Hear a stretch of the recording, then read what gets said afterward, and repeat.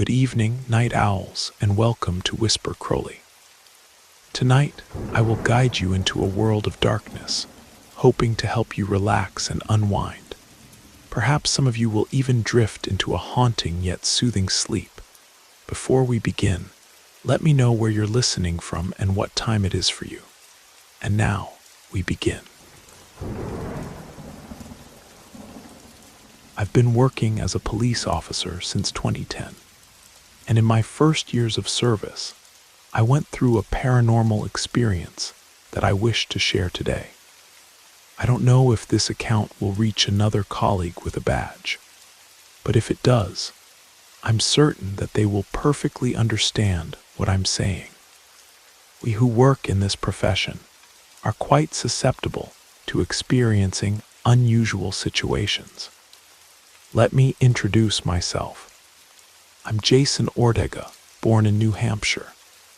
The story I'm going to tell happened on a single night in the period of 3 hours. It may seem like a short time, but it was enough to profoundly mark me in a way that I've never forgotten. During a patrol in a dangerous area, my partners and I were focused on responding to urgent calls. In recent times, we were dealing with many false alarms, and in that month alone, more than 20 colleagues had been robbed by criminals. Unfortunately, we had already lost 3 companions. Even trying to be more cautious than normal, we couldn't ignore the plea for help from a young woman who unexpectedly appeared in our path, practically forcing us to stop. My colleagues immediately drew their weapons, and I did the same. We remained alert, observing both the woman and the surroundings to evaluate the situation. We were uncertain if we should exit the car or not. However, as soon as we looked more closely at the girl's face, we realized that this was something really serious. The young woman appeared to be about 20 years old and wore dirty and worn clothes. She was visibly malnourished, with a fragile and almost skeletal body.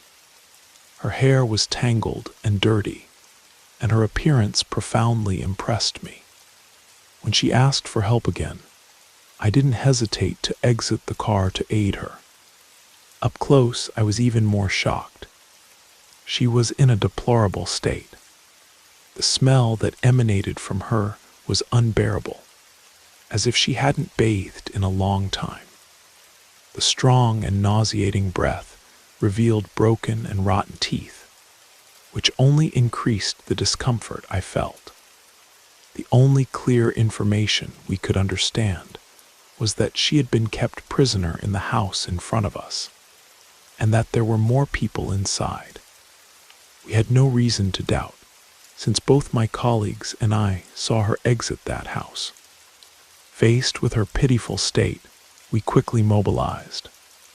One colleague called an ambulance, while the other requested reinforcements. Shortly after, the young woman fainted. There was no one else in the streets, just the 4 of us and the mysterious girl. In silence, we approached the house with weapons ready. The door was ajar, confirming the young woman's account indicating that she had just escaped. I remember my stomach turning at the thought of the possibility of other girls being inside, victims of trafficking or slavery, exploited by the worst types of people. 3 of us entered the house, while the other stayed with the young woman, awaiting reinforcements. The place was completely dark, and the lights didn't work. We avoided touching anything. We were still on the ground floor when we heard sobs. We sharpened our ears, and upon realizing it was a woman, we quickened our pace. We climbed a staircase until reaching a room from where the muffled cries came. With adrenaline running, I broke down the door, prepared for the worst. Inside the room, we found another young woman in a state just as deplorable as the first. I almost cried upon seeing her. She was in agony, but even so, she was still trying to free herself from the ropes that bound her. There was a cloth in her mouth, and when I removed it, she let out a desperate cry. While my partners rescued her, I continued searching the other rooms looking for more victims.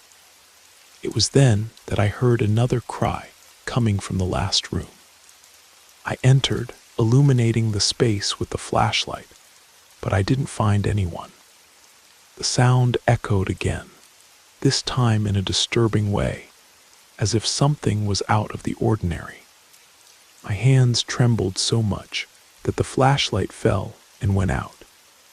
The sensation of cold began to dominate me. Every muscle in my body became rigid, and my hair stood on end. The crying, now even more frightening, continued. I knew it was a woman. My heart beat strongly, almost leaping out of my chest, while my eyes slowly began to distinguish a female figure pulsating in the corner of the room.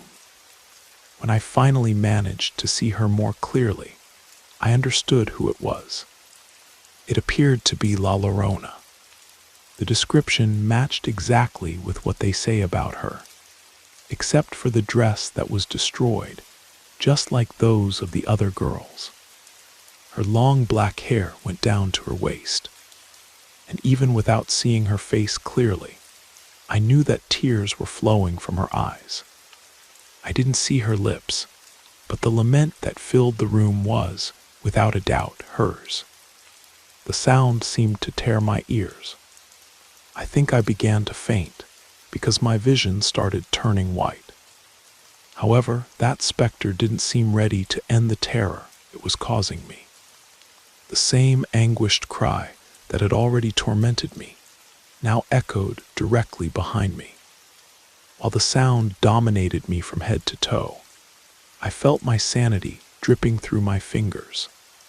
It was as if I could feel her presence, her icy breath, her hatred, and her wickedness. Soon after, I felt my face hit the floor. The darkness and that lugubrious cry were the last thing I remember before losing consciousness. I awoke lying on the asphalt, being attended to by a doctor. The young women were already on their way to the hospital, and the reinforcements were searching every corner of the house. When I felt a bit better, one of my colleagues came to ask me what had happened. At that moment, I realized that no one had noticed what I experienced. I responded that nothing strange had occurred, and that everything was fine. However, I've never been able to forget that disturbing cry that continues to echo in my mind. A few days later, I found out that that house had been used by criminals who kept victims in captivity. Fortunately, we managed to rescue these women alive, but even so, we arrived too late in some aspects. One of the victims was pregnant when she was captured, and due to the torture and malnutrition, she ended up losing the baby. According to the women's account, La Llorona began to appear in that house since that fateful night, which made the criminals abandon the place out of fear of the spirit. Of course, this part of the story was discarded by the authorities, being attributed to stress, hunger, and other reasons that the doctors mentioned. However, I know they were telling the truth. I saw and heard La Llorona that night, in the same room where the girl lost her child. Could it be that La Llorona appears in places where other mothers lost their children? This is a mystery that I prefer not to have to unravel. Still, I hear it said that the house continues unoccupied because everyone who tried to live there felt the presence of a woman walking through the rooms, accompanied by the anguished crying of La Llorona.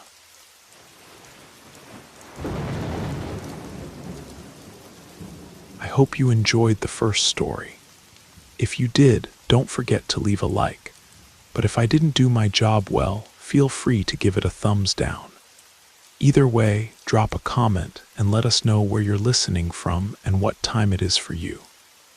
Now, let's continue. Good evening.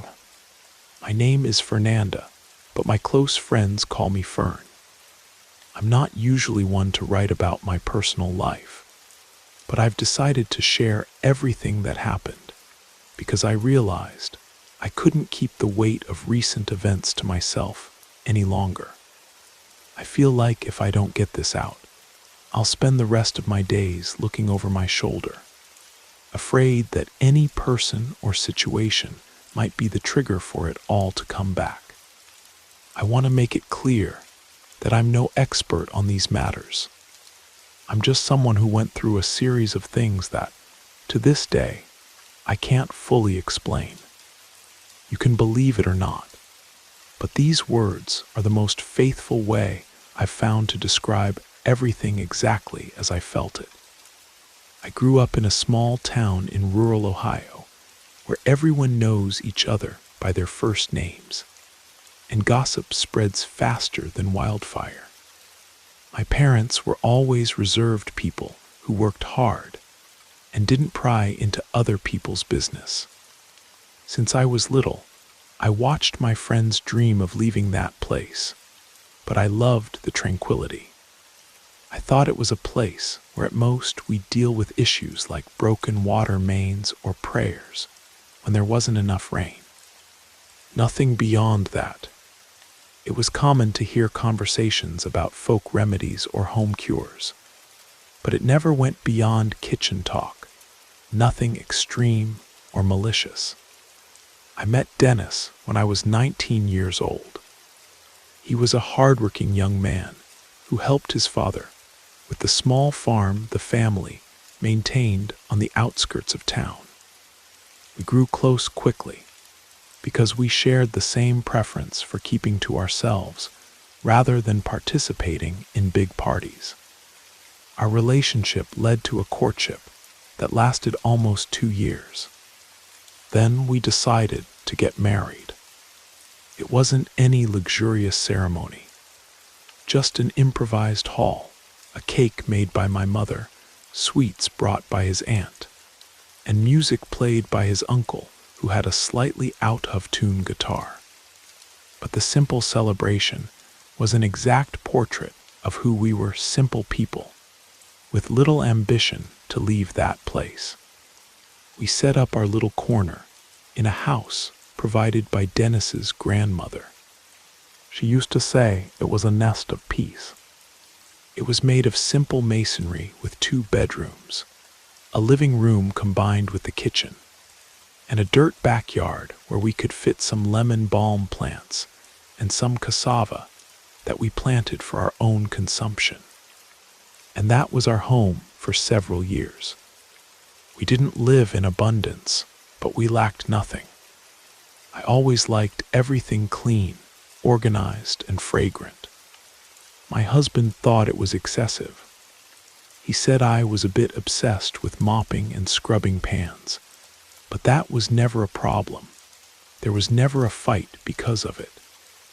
In fact, we were an ordinary couple, and I sincerely believed our life would continue stable, with daily routines full of the same small joys.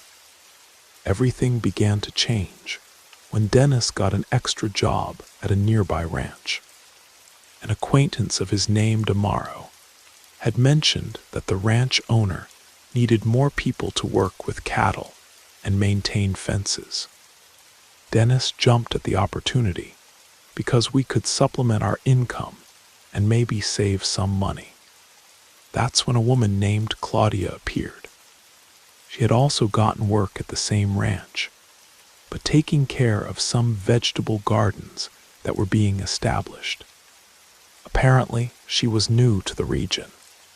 She had arrived recently with a sick uncle who had been hospitalized at a nearby health clinic. I won't lie, the first time I saw her, I thought she was quite nice. She talked to everyone and always brought easy laughter, an extroverted way that contrasted with the more reserved people of our town. Claudia began attending the weekend gatherings that took place at the ranch itself, where workers would get together to eat barbecue and drink soda. I didn't usually go to all of them, but when I did show up, I noticed she had a habit of approaching Dennis to chat. She'd talk about farming, about how she planned to open her own artisan products business someday, and ask for tips about the local soil.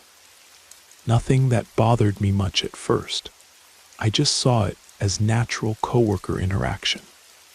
But gradually, I started noticing something strange. She always complimented my husband in a way that made me uncomfortable.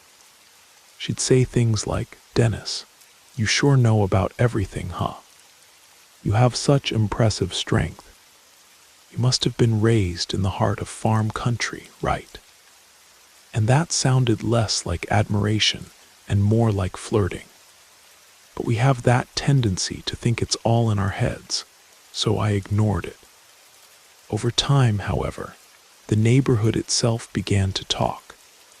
My childhood friend Rachel grabbed my arm one day at the farmer's market and said something like, "Fern, be careful with that woman, okay? I've heard she goes into everyone's house, meddles in everything, and seems a bit too curious." I laughed without finding it very funny and changed the subject, because I was never one to feed gossip. I thought Claudia was just helpful and outgoing, nothing more. But weeks went by, and I noticed that Dennis was coming home somewhat distracted and quiet. When I asked how his day went, he'd respond briefly. He seemed to be hiding something. Maybe he was tired, but I felt it wasn't just that. On a particular Saturday, some coworkers from the ranch showed up at our house for an impromptu lunch, including Claudia. They brought meat to grill and some beer cans. She entered with great familiarity, complimented the organization of my kitchen, and kept asking how I managed to keep the floors so shiny. I just smiled and changed the subject. But at a certain point, when we were serving the food, she blurted out, "Wow, Fern, congratulations on the house. Everything's impeccable. I'm the type who gets tired of cleaning easily. I barely mop once, and I'm already running to sit down. I don't know if Dennis minds having such a meticulous housewife. Maybe he'd like a little more fun." She laughed and looked at me in a somewhat mocking way. In that moment, I froze inside. It seemed like a provocation. I looked at Dennis, who pretended not to have heard. That got stuck in my throat. The following weeks were stranger. Dennis began arriving later and later, claiming he needed to stay longer hours at the ranch. And to not seem paranoid, I avoided discussing it. But I noticed he was distant, not just physically, but emotionally. He wouldn't go to bed at the same time as me, avoided talking about our routine, and complained when I worried too much about cleanliness. He said once that I was stuck in time, and maybe should loosen up more for life. I didn't understand what he meant by that. In a short time, he began to change the way he talked and dressed. He put on clothes that didn't match our rural environment, colorful sneakers, more stylized hair. People noticed he was different, and for some reason, I felt Claudia had something to do with it. Soon rumors arose that she performed strong spells, that she learned things from a distant relative, and that she already had a reputation for dealing with witchcraft. I didn't pay much attention at first, but there was a buzz around town about her being seen late at night, carrying candles and packages wrapped in cloth. I found it all somewhat fantastical, like people exaggerating stories. Until one afternoon, I was hanging clothes on the line when my neighbor, Mrs. Carmen called me to the gate. She said, "Fern, I need to tell you something I saw this dawn."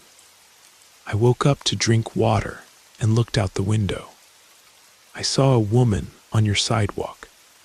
She was holding what looked like a bundle and messing with your garden. I was scared but didn't want to create panic. I asked how she knew it was Claudia. She replied that by the silhouette and the way of walking, it looked like the woman. But she couldn't be absolutely sure because it was dark. Either way, I asked Carmen to let me know if she saw anything new. After that conversation, I began paying more attention. I checked my plants and noticed some flowers were wilting for no reason. I also found a tuft of hair stuck to a pot. It could have been anything, but that made me alert. I talked to Dennis about it, and he practically laughed in my face. He said I was getting paranoid, that it was all in my head, and that I lived obsessed with keeping the house impeccable while the world spun outside. We fought badly. In the heat of the moment, he blurted out, "Sometimes I think you've lost the joy of living. You stay inside the house like a ghost, cleaning, and left without letting me respond." After that day, it seemed like a bad atmosphere had settled in. I would wake up at dawn with a heavy feeling, wondering if there was someone outside. I got to the point of putting an extra chain on the gate. I didn't see anything abnormal, but from time to time, I'd hear a noise like something hitting the wall in the back. It could have been the wind, some animal, but I no longer felt safe. Some people in our circle noticed my dejection. My mother, who lived in a neighborhood not too far away, came to visit me. She noticed I was pale, had dark circles under my eyes, and could barely speak properly from being so tense. She said she knew an elderly woman, Mrs.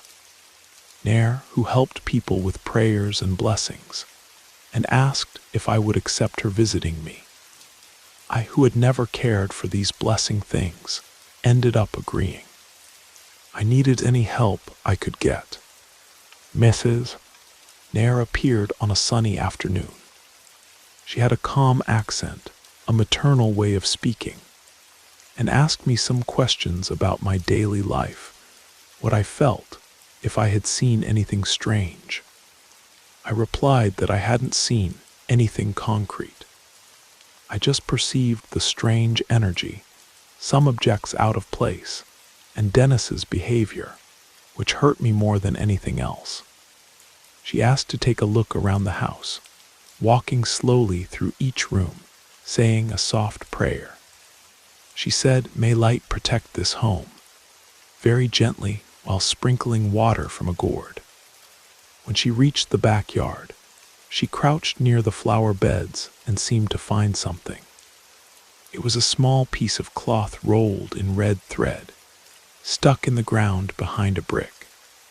She showed it to me and asked if I knew what it was. I shook my head, perplexed. I had never seen that before. At first, I thought it was just a rag, but it was tied in a way that seemed purposeful, almost like it was a talisman or a bundle of something. Mrs. Nair took that cloth and told me she would do a specific cleansing prayer. Then she took the cloth away, saying she would burn it, pray, and let me know if anything came up. I agreed. Her presence there for those few minutes gave me a sense of relief, but also distress. I kept wondering who could have placed that bundle in my backyard. Could it be Claudia or someone working with her? Or maybe someone with nothing to do with the story? I wasn't sure, but my intuition pointed to Claudia. That same night, Dennis came home late with a different smell. I sensed he had drunk something stronger than beer. I tried to talk, to say I was worried, but he got irritated. You and this cleaning obsession. This obsession with finding everything strange. What a pain, Fernanda. He had never talked to me like that. It was like he was possessed by a rage that didn't belong to him. He slammed the bedroom door and left me alone in the living room, unable to hold back tears. The most shocking thing is that I wasn't just feeling sadness, but also fear of what was happening to my own husband, as if he was no longer himself. The following weeks were a roller coaster of unpleasant discoveries. I began finding small objects around the backyard, around the house, and even near the front gate. Once I found a purple candle, already used, thrown in a corner of the lot. Another time, I saw someone had left a plastic bag with a handful of red dirt covered by a black ribbon. I showed everything to Mrs. Nair, who advised me not to touch directly, always using a cloth or glove. She said there was something there, some intention to unbalance me, and I needed to pray, keep faith. But it wasn't easy. I wasn't used to these beliefs, and with each new object, I felt more terrified. The fact that Dennis continued to distance himself emotionally made everything worse. He even stayed away from home for an entire night and only returned the next day, saying he had slept at a friend's house. He didn't explain much, and I didn't even have the strength to fight. My heart was so tight that I thought it better to stay silent. Until one weekend, there was a get-together at Claudia's own property. She invited everyone from the ranch, and despite not being very interested, I decided to go, sort of to mark my presence, try to understand what was happening. It was one of the worst decisions. Upon arriving there, I noticed a different atmosphere. Her house was simple, but had some hanging objects that looked like dried leaves and little bones. A strange smell hung in the air. She received me with a smile and said, "Fern, so good you came. I was missing you at the meetings." She said this as if we were friends, but I knew we weren't. Dennis was already there, sitting near her, drinking some drink that seemed bitter. When I approached, he barely greeted me properly, just gave a dry hi. They seemed like accomplices. I tried to stay calm. I stayed for a while in the kitchen with other women, but I didn't feel well. It seemed like the house had a weight, as if it lacked ventilation, even though the windows were open. After some time, I retreated to a little corner of the backyard, near a lit bonfire to roast meat.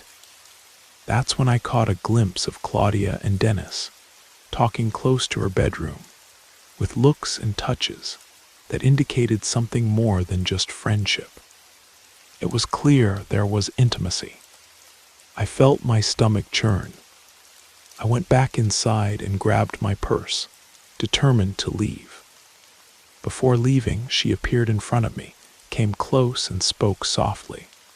"Already leaving, Fern. We didn't even get time to chat properly.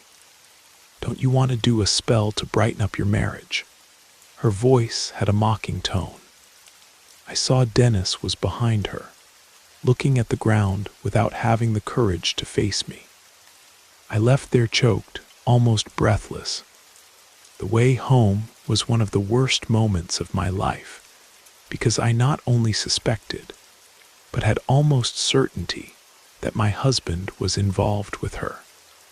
The next day, I called my mother crying. She came running, saw my state, and said, "Calm down, my daughter. If you think there's something strong happening beyond just betrayal, I'll call Mrs. Nair again. Let's see how to deal with it." In desperation, I agreed. That's how we began a series of prayers and blessings. Mrs. Nair prepared a bath with herbs, used rue, guinea grass and some other plants.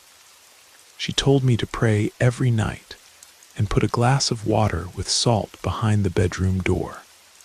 Light a white candle before sleeping. She said if I found more strange objects, I should wrap them up and take them to be burned in a remote location. Dennis, however, laughed when he saw me doing these rituals. He said, "You've gone crazy. Since when did you become one of those people?" And left again, slamming the door. There seemed to be no more dialogue between us. I began sleeping poorly, always with my heart racing, as if expecting bad news at any moment. My health began to decline. I lost weight. I had daily headaches, frequent dizziness. I went to the town's health clinic, did some simple tests, and nothing showed up. They said it could be anxiety. I didn't doubt it, but something inside me said it went beyond that. On a random night, I heard noises in the backyard. I looked out the window and saw a silhouette leaning against the wall. The person was doing something on the ground. I shouted, "Who's there?" but got no response. I ran to turn on the outside light, but the bulb burned out immediately. When I finally got a flashlight and returned, there was no one there anymore. The next day I found another candle, this time at the base of the wall, melted halfway down. This filled me with terror. I told Mrs. Nair, who came and collected the candle, examined it, prayed, and said there was a sign of work being done. She explained that when there's this type of thing, whoever does it usually doesn't stop easily. She also said that possibly the responsible person had already managed to create a breach in my house due to the fragility of my marriage. I was scared because I didn't really understand what that meant. She said these things for those who believe work in a subtle way, messing with the mind with emotions. While she spoke, I remembered Claudia's look and how Dennis seemed hypnotized by her. I felt chills. I might have been suggestible, but at the same time, each day confirmed more. In the following days, Mrs. Nair began to intensify her visits. She brought holy water from the town chapel, left some rue branches in the corners of the living room, asked me to spray salt mixed with a little vinegar on the baseboards. She said it was a purification method. Meanwhile, Dennis came home less and less. When he showed up, he was always irritated or with a distant look. He even stopped eating properly. I tried to cook something he liked, but he refused to eat, complaining that I wanted to force my obsession with normalcy down his throat. It was during this period that I also began noticing strange things with my body. My menstrual cycle became irregular. A strange pain appeared in my chest that came and went without explanation. Sometimes I felt such great fatigue that I could barely get out of bed. My mother got so worried that she decided to sleep at my place for a few days. On the first night she slept there, a bizarre event occurred. We woke up to the sound of something banging on the external wall. It sounded like knocking. She got up, ran to see, and found nothing. But the next day, there was a handprint dirty with mud on the wall. It was a small hand, didn't seem masculine. I shuddered inside, imagining that was the work of Claudia or someone connected to her. I called Dennis to show him, but he didn't pay much attention. He replied, "I'm not interested in your dramas. If you want to believe in superstition, that's your problem," and left. That broke my heart because it seemed like the Dennis I knew no longer existed. I spent the rest of the day devastated. Shortly after, my mother decided to go after him to try to talk, but couldn't find him anywhere. He simply disappeared for 2 days. When he returned, he seemed even stranger. Deep dark circles, haggard face, refusing to look in my eyes. That's when Mrs. Nair told me that maybe it was time to do something stronger.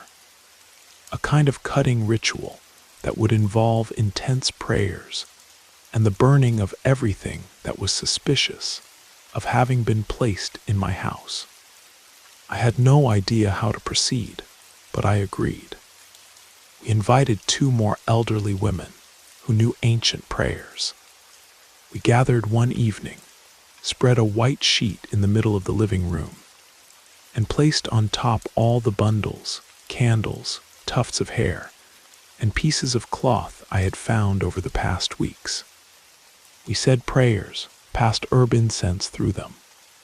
Then they took everything to burn in a distant vacant lot. That night I slept alone at home because my mother needed to return to her work the next day. I felt a mix of relief and apprehension, as if something was paused but not resolved. I woke up at dawn with someone insisting at the gate. I went a look through the window crack and couldn't see clearly who it was.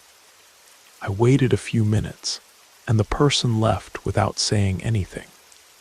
In the morning, I found a bundle of dark cloth hanging from the gate handle. I had chills but took a deep breath. I put on gloves and removed that thing with a stick. I delivered it to Mrs. Nair. When she opened it, there was a piece of paper with my name written on it, and along with it, a dead spider all wrapped in golden threads. She shook her head, affirming it was another sign that they still hadn't given up on disturbing me. As time passed, I realized there was a silent war happening.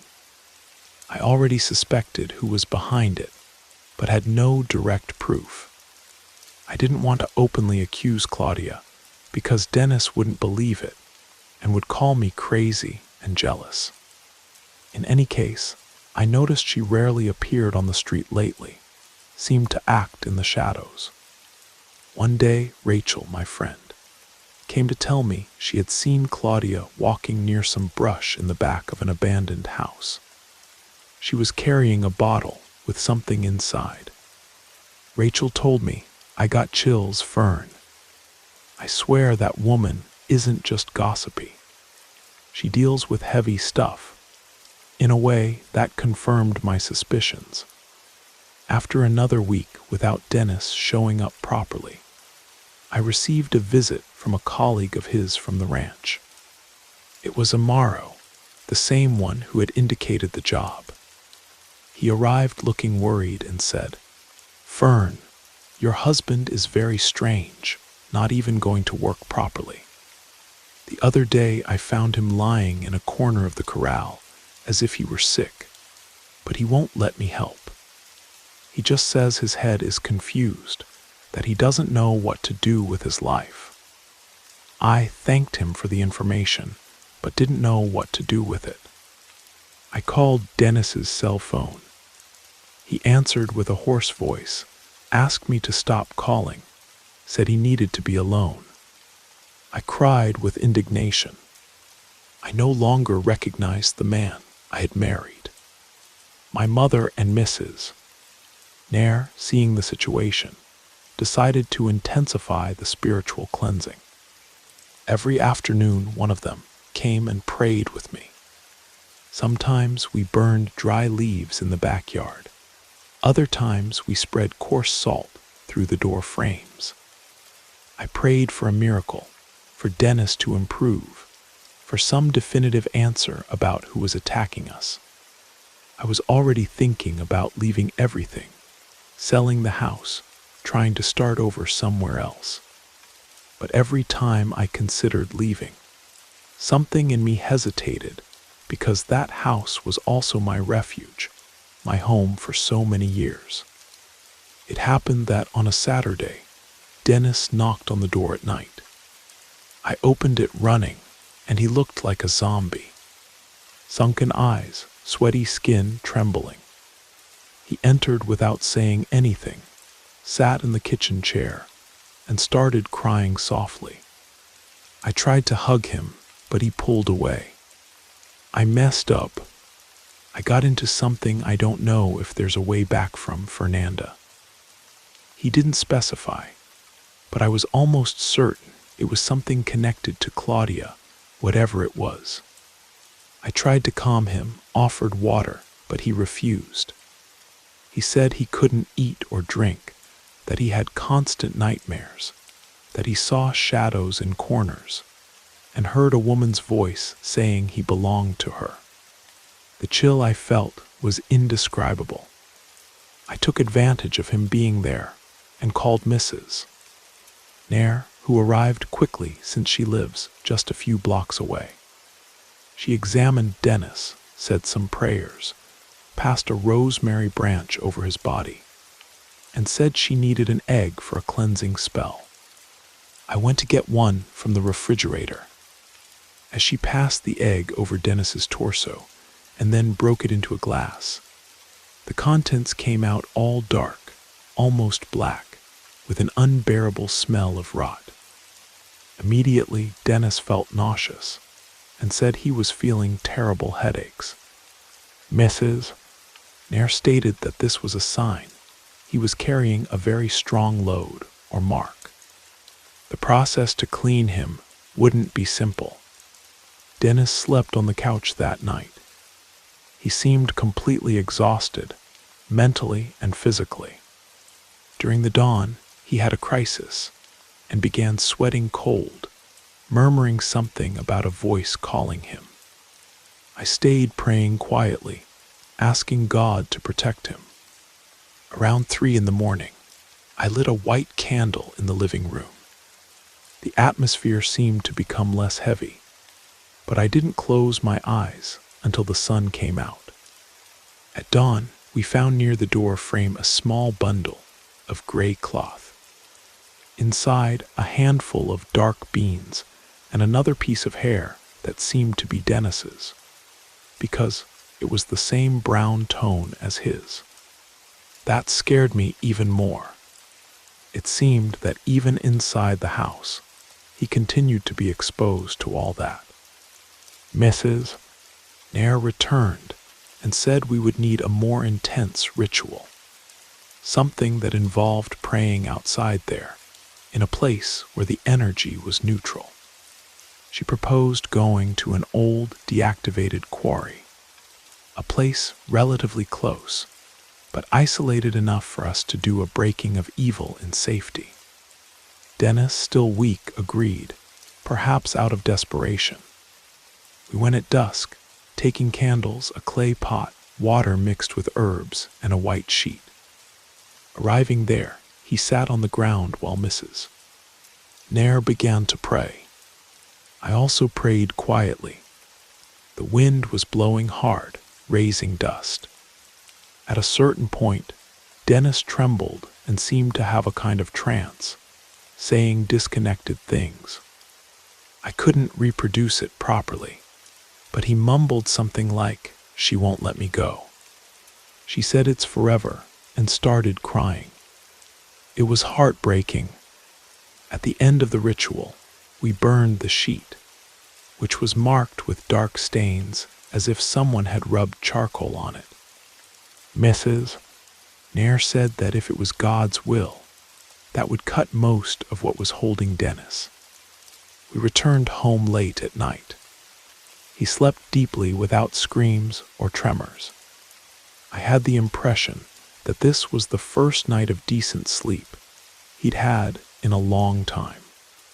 The next day, he told me, he dreamed of a woman standing next to a bonfire with bloodshot eyes who cursed and said she would destroy us.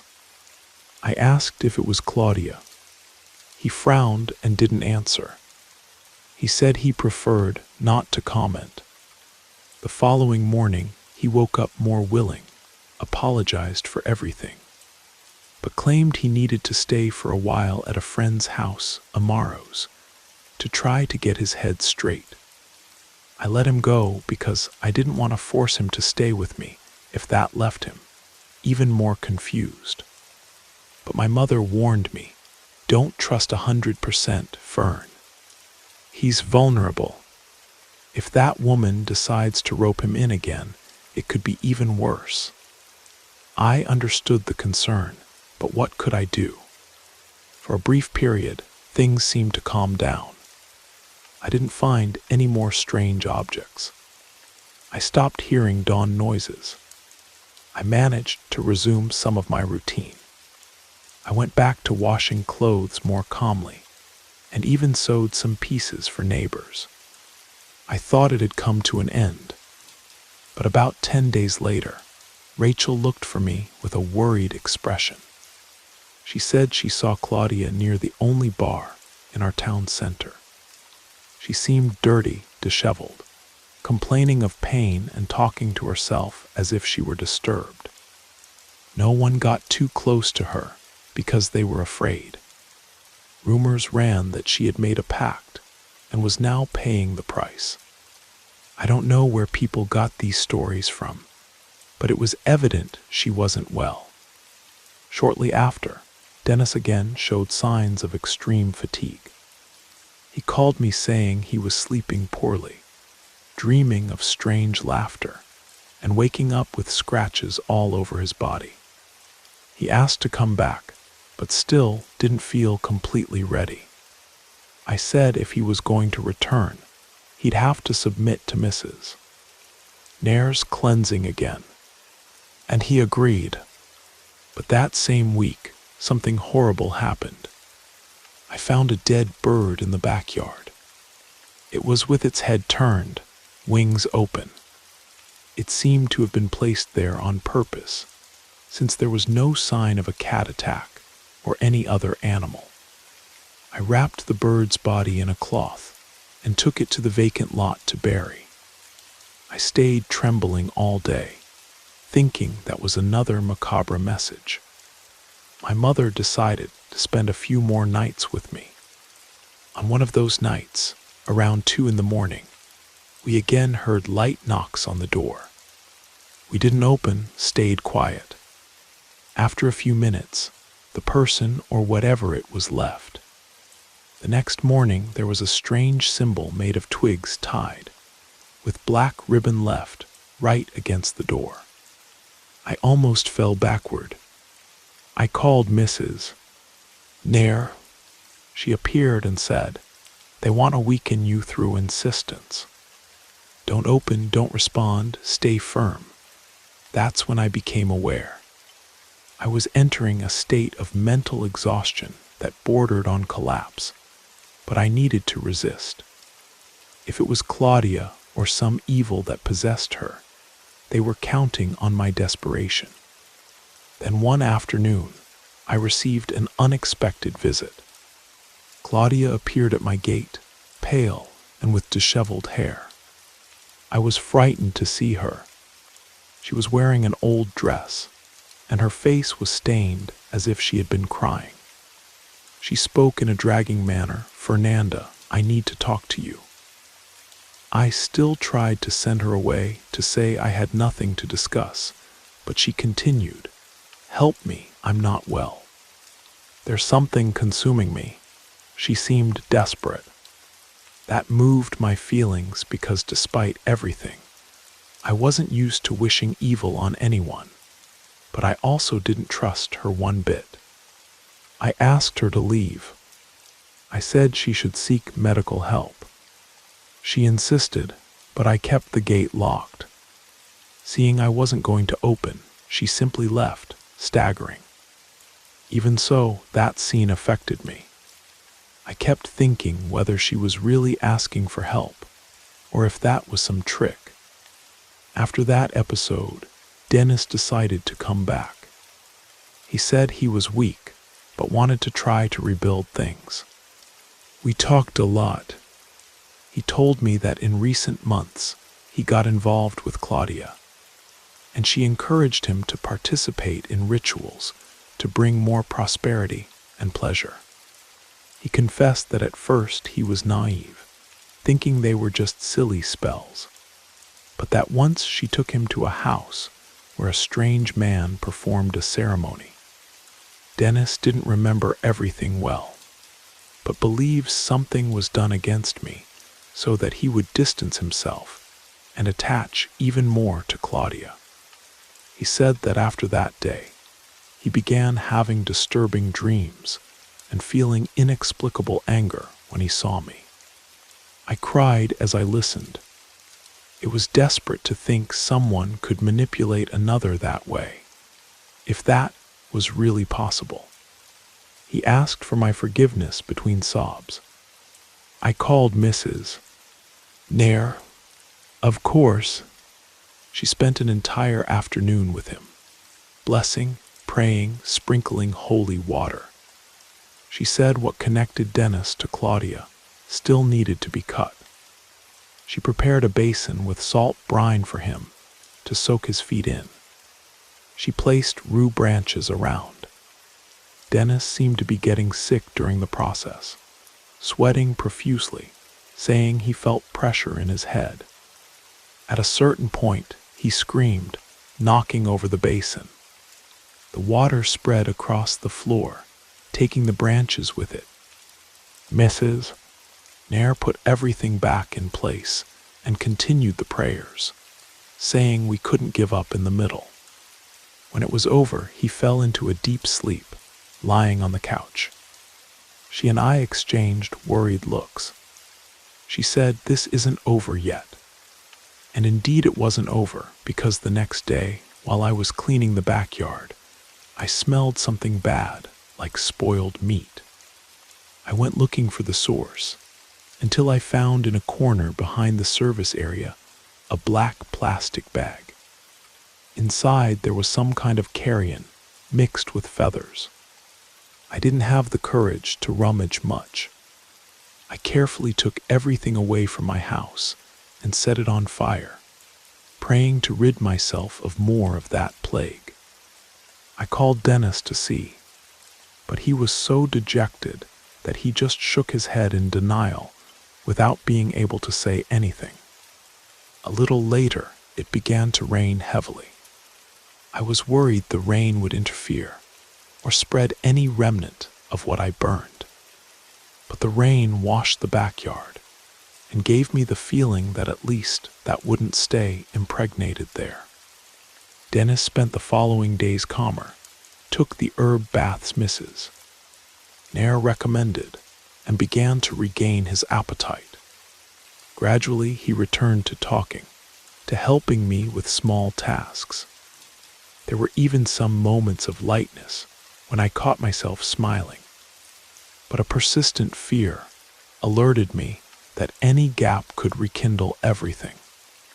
And indeed, that same week, the rumor reached me that Claudia had been seen screaming alone on a dirt road, wearing a torn shirt, looking completely out of her mind. They said she spoke nonsense, accusing people from town of having stolen something from her, calling names to the wind. The owner of a small market said she bought 3 packages of black candles and disappeared. No matter how much I tried not to care, something in me knew she could return to attack us. I stayed in a state of alert. Dennis also got apprehensive, still dreamed of that female figure. Then on a full moon night, there was a more intense episode. I woke up startled because I heard Dennis scream my name. I ran to the living room and found him on the floor with his hands on his head, repeating, "She's calling me. She's calling me." Meanwhile, a gust of wind made the door swing.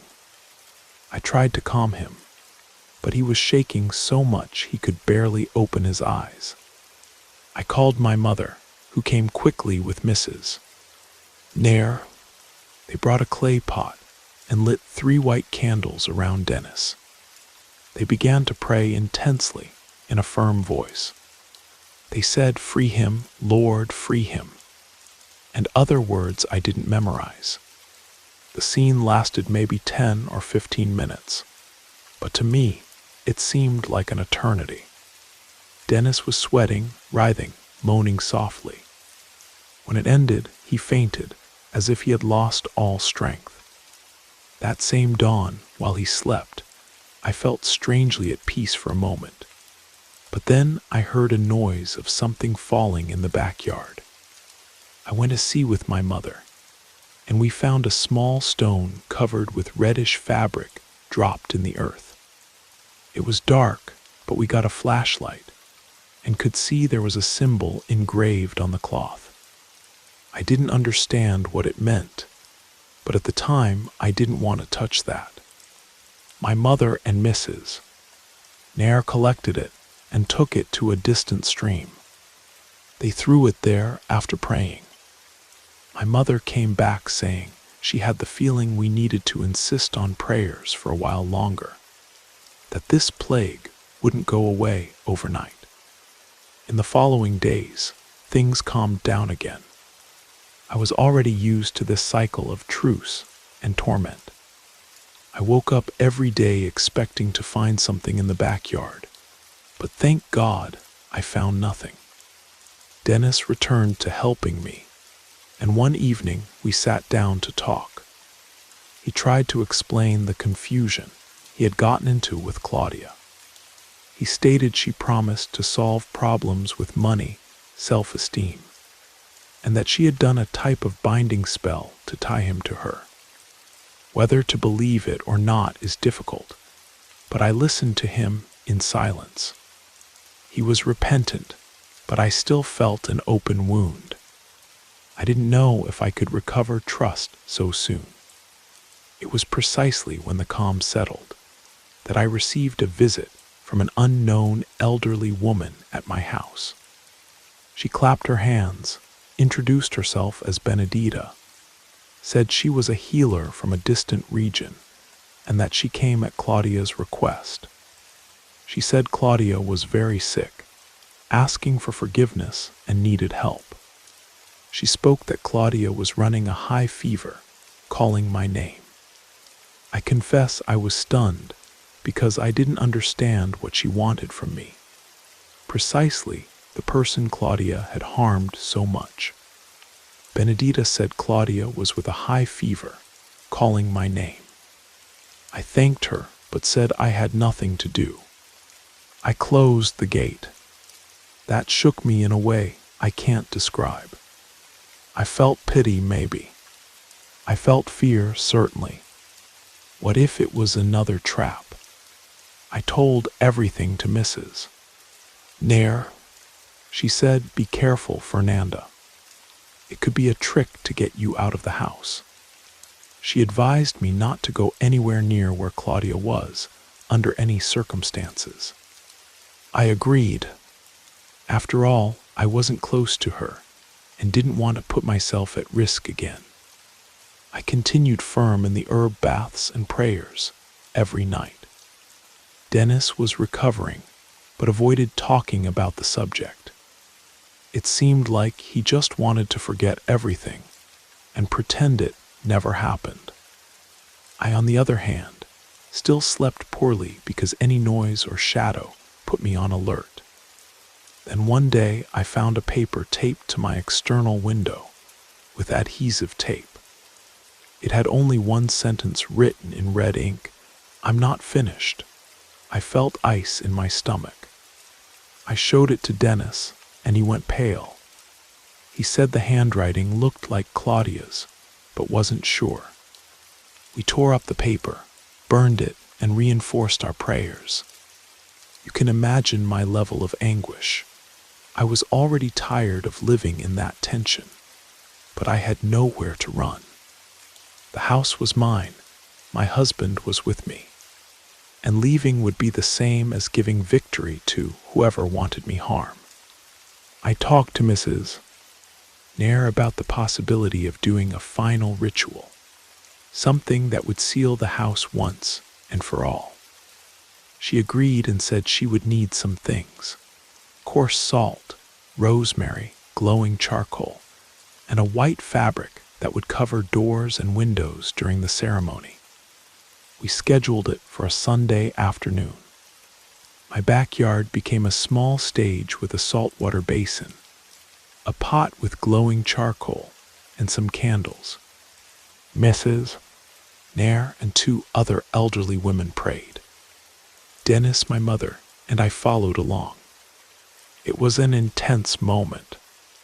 I felt my throat dry while the women prayed and threw water mixed with herbs in the corners of the backyard. They spoke about breaking any bad energy, about interrupting the influence of those who wanted to harm us. Finally, they blessed each door and window, covering them with white fabric for a few minutes. They told me to keep praying while that happened.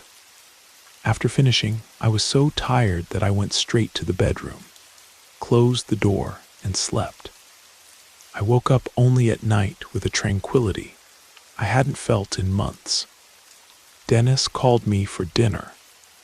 We ate in silence. It even seemed surreal to have peace at the kitchen table again. In the following days, I slept well. No candles appeared, no bundles, no strange noises. That's how it was for almost 2 weeks. Gradually, I allowed myself to believe everything was moving toward a resolution. My life was returning to normal. When I was almost convinced the danger had passed, I received news that Claudia had been found unconscious in a vacant lot outside town. They said they took her to a health unit, but she escaped that same night without being discharged. Since then, no one has seen her anymore. Some said she went crazy, others that she had been taken by relatives. Everyone told a different version. I didn't know what was true. I just wished that wherever she was, she wouldn't return to torment Dennis or me. Today, several months later, I still maintain certain protective habits. I continue lighting my white candle from time to time, spreading coarse salt in corners, and cleaning the house with herbs. Dennis continues living with me, and we have increasingly deeper conversations about what happened. He blames himself a lot, says he was weak, and that in his eagerness to have different things in life, he ended up letting himself be led astray. I don't know if we'll go back to being the couple we once were. I'm still hurt, and I think that takes time to heal. But I learned one thing. Even living in quiet places where everyone knows each other, there are secrets and forces we don't even imagine. Evil can hide behind smiles, behind apparently harmless spells, and destroy what we hold most sacred, our balance, our family, our peace. For now, I haven't seen any more traces or signs of strange objects. Sometimes I have agitated dreams with Claudia's face, or mentally hear that voice of hers mocking my impeccable house. But I wake up and remember that today, I no longer leave space for fear to grow in me like before. I keep faith and am trying to rebuild, step by step, the trust I lost in many things. My hands still tremble a little when I pray alone at dawn, but I no longer run away. If someday she or anything that surrounded her comes knocking on my door again, I'll be ready with my belief and my courage, because I learned that it's not enough to have a clean house. You also need to clean the spirit so as not to give evil a foothold. That's what keeps me moving forward.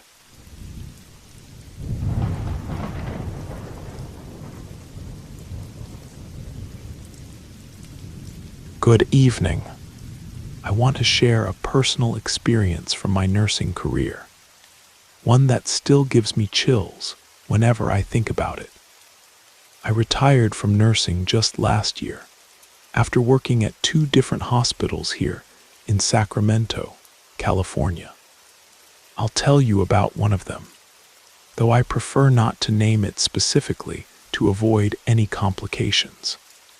What happened there could, if viewed from a certain perspective, tarnish the hospital's reputation. But anyway, let me get to what really matters. At this particular hospital, I carried out my duties normally. I had previously worked at another hospital in Stockton before accepting a better offer here in Sacramento. This hospital received many bodies of homeless individuals from a nearby shelter. There was an agreement between the two facilities, which unfortunately made it common to see these people end up there with no one to identify them or claim their bodies. During the 7 months I worked there, I confess I never heard anything out of the ordinary. There were no strange noises, nothing that seemed abnormal. The morgue was managed by 2 doctors, a female doctor and a male doctor, both extremely professional. They took turns with duties since the hospital was small and didn't require both to be present at the same time. I mention this to eliminate any future speculation. One particular afternoon, the body of a man around 40 years old arrived. A homeless individual who had been picked up by authorities and brought to the hospital. As it was my responsibility to transport bodies to the morgue, I took on the task. I knew that if neither of the doctors was there, I shouldn't leave the body alone. My duty was to stay nearby until someone arrived. They usually didn't take long, to avoid any misunderstandings. So I placed the body on the steel table and waited for the doctor. It was about 3 minutes until she arrived. We performed the necessary procedures, and I helped her place the body in the freezer where it would remain until it could be examined. Both of us were there when she closed the door. I'm telling you this because later that day, after completing my other tasks, I finished the report about that body. Perhaps around 2 hours had passed when I returned to the morgue with the doctor, so she could finish what remained of the report. In the hallway, I met her returning from her lunch break. When she opened the door, we entered to complete the work on the report. She was the only one on duty with the morgue keys. There was a spare key, of course, but it was locked away with security or in administration, so that no one other than her or the other doctor could access the location. The reason I'm telling you this is because when we entered, the freezer drawer where we had placed the body was open. The doctor, startled, dropped her things on the table and went straight to the drawer. When she opened it completely, there was no one there anymore. Her look at me was one of pure shock and concern, and rightfully so. It was her responsibility, and even though she had done nothing wrong, she would have to answer for what had happened during her shift. I approached her, visibly nervous, trying to understand how someone could have entered since only she had the keys. And besides, who would take a body? While we questioned ourselves, we both crouched down to get a better look. There was a footprint, a single footprint dirty with soil and water beside the freezers. That didn't make sense. No one enters the hospital with wet feet dirty with soil, much less barefoot. And even more bizarre, the footprint wasn't pointing toward the exit, as if someone had left the place, but rather toward the freezers. Believe me, the doctor's face changed at that moment. She closed the drawer and said she needed to tell me something. Although she had never experienced anything like it, she was calm because she was certain that no one had entered the morgue. So she shared a story that a professor had told her. When someone departs from this world and knows that no one will come looking for them, recognize them, or mourn their loss, that person doesn't remain there. They simply go away. We don't know how or where, whether walking or floating, as some believe. But they simply go away. It's a sad idea, but for us, it was somewhat of a relief. The doctor didn't like the situation, but at least if it were true, we wouldn't have to answer for that body because no one would come. She was right. I spent the following week tense, thinking about that man, expecting some family member to appear. However, no one came. Besides the two of us, no one noticed that the body had disappeared. Since then, no other body has disappeared from that hospital. What impacted her most, she said, was that no one noticed the absence of that man. Despite the fear she felt thinking he might have left on his own, what really saddened her was the fact that no one looked for him, that he left this world alone.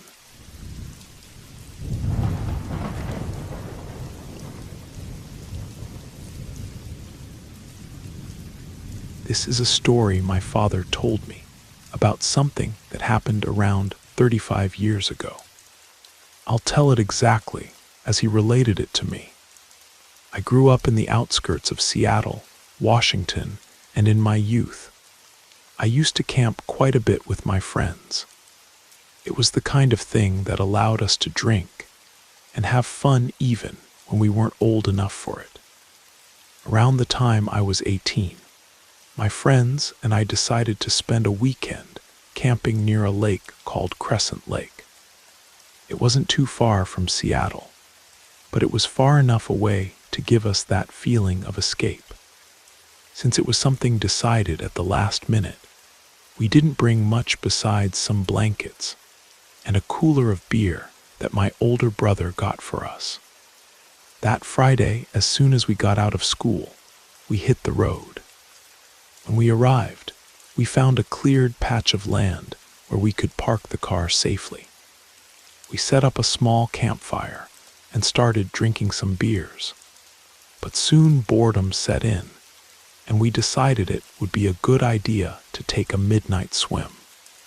The place where we stopped wasn't near an official trail to the lake, but we knew it was about half a mile away, so we headed in what we thought was the right direction. All four of us were slightly intoxicated. After all, we didn't have much tolerance for alcohol at that age.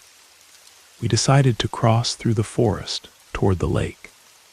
This was in the 80s, so there were no cell phones with GPS to guide us. We walked through the forest, confident we were on the right path. After about 15 minutes of walking, something in the air around us changed. The night was warm, almost entering summer, with temperatures around 70 degrees. However, the further we walked, the colder it seemed to get. Suddenly, I felt a chill take over my entire body. And then, without exchanging a single word, all four of us simply turned around and ran back to the campsite. We never exchanged a word about turning back, and never in my life had I run so fast. Even though it seems frightening, the only thought that went through my head at that moment was that I couldn't be the slowest one, because all I wanted was to survive that night. I can't explain why exactly, but all of us were suddenly overcome by an urgent need to fight or flee, and the only option we chose was to run. I remember feeling like something was behind me, not necessarily a person, but a presence, something that seemed to have bad intentions. We ran back to the car, quickly unlocked it, jumped inside, and drove straight home. We left the campfire burning at the campsite, and all our things like clothes and blankets were left behind. On the way back, no one said a word. When we arrived at my house, each of my friends got in their car and left. The truth is, we never talked about what happened that night again. A few weeks later, it was summer, and my family went on our traditional camping trip with other family friends. One night, we were all gathered around the campfire, about 20 people exchanging stories and talking about life, when someone from another family started sharing a strange experience that had occurred on a trail they had recently visited. He told us that on a Saturday, he and his wife, accompanied by some friends, decided to hike a trail. When they got there, they were surprised that the place was empty. It was a very popular hiking spot, and they expected to see more people that Saturday. Even so, they followed the trail to the top of a cliff overlooking a lake. But when they got there, he said he was overcome by such a strange feeling that he seemed to have lost his ability to speak. Immediately, the group turned around and began descending the trail at a much faster pace than normal. No one exchanged a word. Everyone apparently decided they didn't want to stay there anymore, not even to appreciate the view. They had brought snacks and planned to take some photos, but instead, they hurried back down the trail in complete silence. All of them felt a tightness in their stomach, as if they needed to get out of there as quickly as possible. No one exchanged a word on the way back, and the subject was forgotten after that. When I asked where that hike had taken place, without mentioning that I had also experienced something similar, the man said it was at Crescent Lake. That really scared me, because I had just gone through a very similar experience. I chose not to say anything because I realized my parents were already quite worried, and the last thing I wanted was for them to tell me I couldn't camp in that region anymore. Maybe this isn't the scariest story you've ever heard, but I was curious if anyone else had been to that area and had a similar feeling. While I was talking to the man and his wife, they mentioned that they felt as if they were seeing the last moments of their lives. The man reported that as he descended the hill quickly, he saw his life flash before his eyes. I don't know what's in that place or what made us feel that way. I definitely never went back there. I had never believed in the supernatural before, but after that, I feel that might be the only possible explanation. The only thing I know is that I'll never go back there.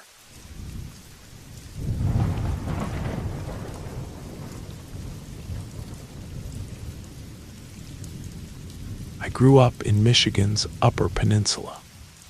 My family moved there when I was just 6 months old. I was born in a small town called Mount Clemens, which coincidentally is the same place that Daniel Boone came from, known for the adventures of Lewis and Clark. I think that's the closest I've ever come to fame. Michigan is a peculiar state, positioned on the northern border of our country and south of Canada. People who are born in Michigan tend to stay there, and almost no one visits the region where I live. It's not a place people pass through. We're surrounded by the Great Lakes, if that makes any sense. Outside the major cities, the state is practically all covered by forests. I had some strange experiences living in the Upper Peninsula, but none was more peculiar than the one I'm going to tell you now. We lived on top of a hill, about 30 minutes by car from the nearest town. The closest neighbors were about 10 miles away. It was a very quiet place. Cars hardly ever passed by there. I ended up developing a curious fear of cars coming up the hill. It was as if you could hear them from miles away. Of course, there were other houses scattered along the road, but it wasn't the kind of place where strangers showed up. We didn't even have names for the streets. They were identified only by numbers. Over time, I got used to seeing cars during the day, since I knew the vehicles of our neighbors, even if they were distant. But at night, things changed. Whenever I saw headlights illuminating my room, casting strange shadows on the walls, it was an unsettling feeling. I don't know how to describe it exactly, but to my 13-year-old mind, it seemed wrong for anyone to be driving on such an isolated road at that hour. This was in 1996, and at that time, our family had just acquired the internet. Anyone over 30 today knows how different and incredible that moment was. For some reason, at that time, my father decided to install a sliding glass door on the wall next to the computer. In those days, the computer was the central point of the house, which is quite different from today, when each family member has their own device. So having that door open to the field while I was at the computer was really a very interesting view. I enjoyed that view for about 2 days until something very strange happened. It was a Saturday night, and I was up late as usual, probably messing around in Yahoo chat rooms or playing Myst. That's when I heard, actually. First, I felt the deep sound of a truck engine slowly approaching up the road. The truck passed by our house and suddenly stopped. The fear I had forgotten came back with everything, like a runaway train.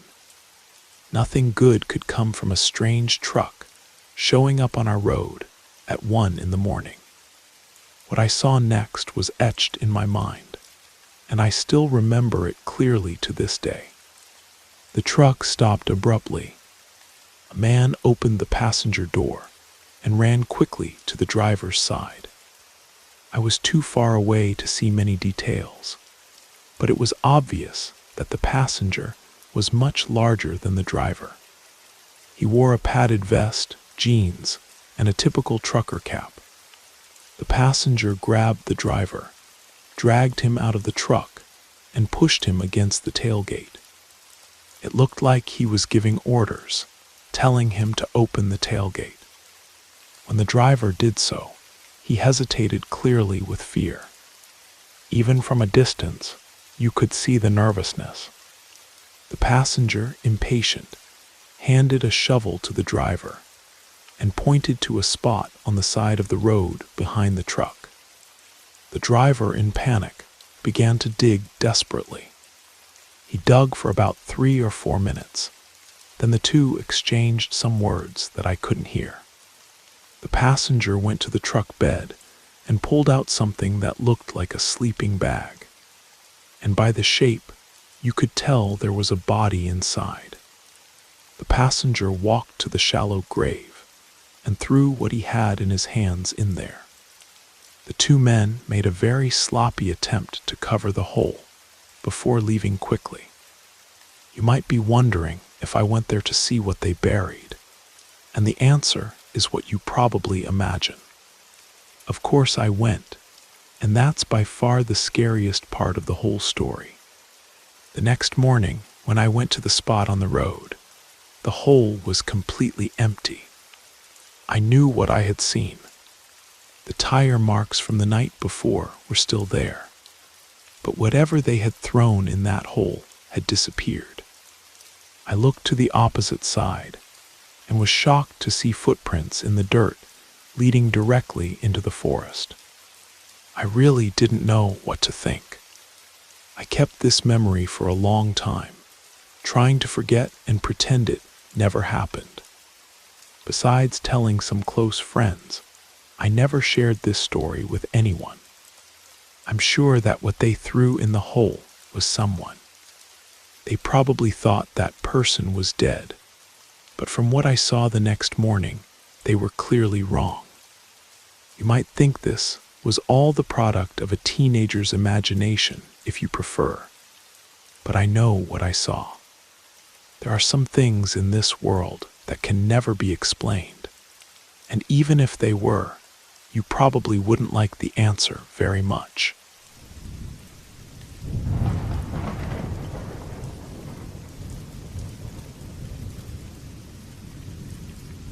My father owned a small house for a short period of time. He didn't live there. The goal was to renovate it and then sell it for profit. The house was at the end of a dead-end street in the middle of a forest. The place was quite isolated, and that road had a history of being used by people to dump things or abandon stolen cars. There were only 2 houses on that street, and the one my father bought was known for being frequented by drifters. A neighbor even told us that the place had been used for a long time as a spot for drug use. A few months after the purchase, my father called me asking me to meet him there to help unload some materials. I arrived about 10 minutes before him. As I approached, I noticed there was a car parked in front of the house. I decided to take a look to see if there was anyone inside. The car still had plates, and there was a bunch of clothes thrown in the back seat. While I walked around the vehicle, I began to feel uncomfortable, as if I wasn't alone. That's when I heard footsteps coming from the forest around the house. I stood at the edge of the woods for a few minutes, watching and waiting. Soon after, my father arrived with his trailer. He got out of the truck and went to check the car. I told him I thought the car's owner was still around, since I had heard someone moving in the forest just before he arrived. He took a look at the car just like I did, and we decided to enter the forest to see if we could find any clues. While we walked, I had that uncomfortable feeling that we were being watched. I commented to my father about how scary it would be to find a dead body in the forest. He agreed, saying he also felt we weren't alone. We continued to the end of the path, but it had no exit, so we decided to go back. The car was still there when we returned, and we decided to call the police to report the abandoned vehicle. After the call, we entered the house to check some things and stayed there for only a few minutes. When we came out again, the car was gone. Someone had clearly been watching us while we investigated and left as soon as we went inside. The police never showed up that night, and we ended up leaving. A few weeks later, a body was discovered in the forest near the house. Who found it was a woman who was hiking in the area. A neighbor had mentioned the body to her before she found it, but he had a reputation for being an unstable drunk, so no one took him seriously. At least that's what they said.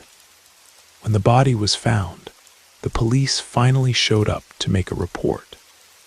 A detective interviewed my father, but he commented that the officer acted strangely uninterested.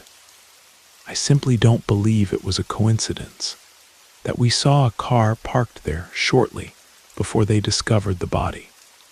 As far as we know, the police never investigated the neighbor. The story gets even stranger. The woman who found the corpse said it seemed like the body hadn't been there very long. It wasn't in advanced decomposition, as one might expect. She also mentioned that the head and hands had been removed. Later, the police reported that the body had been there for years. But something tells me that's not true. If it had been there that long, there would only be a pile of bones.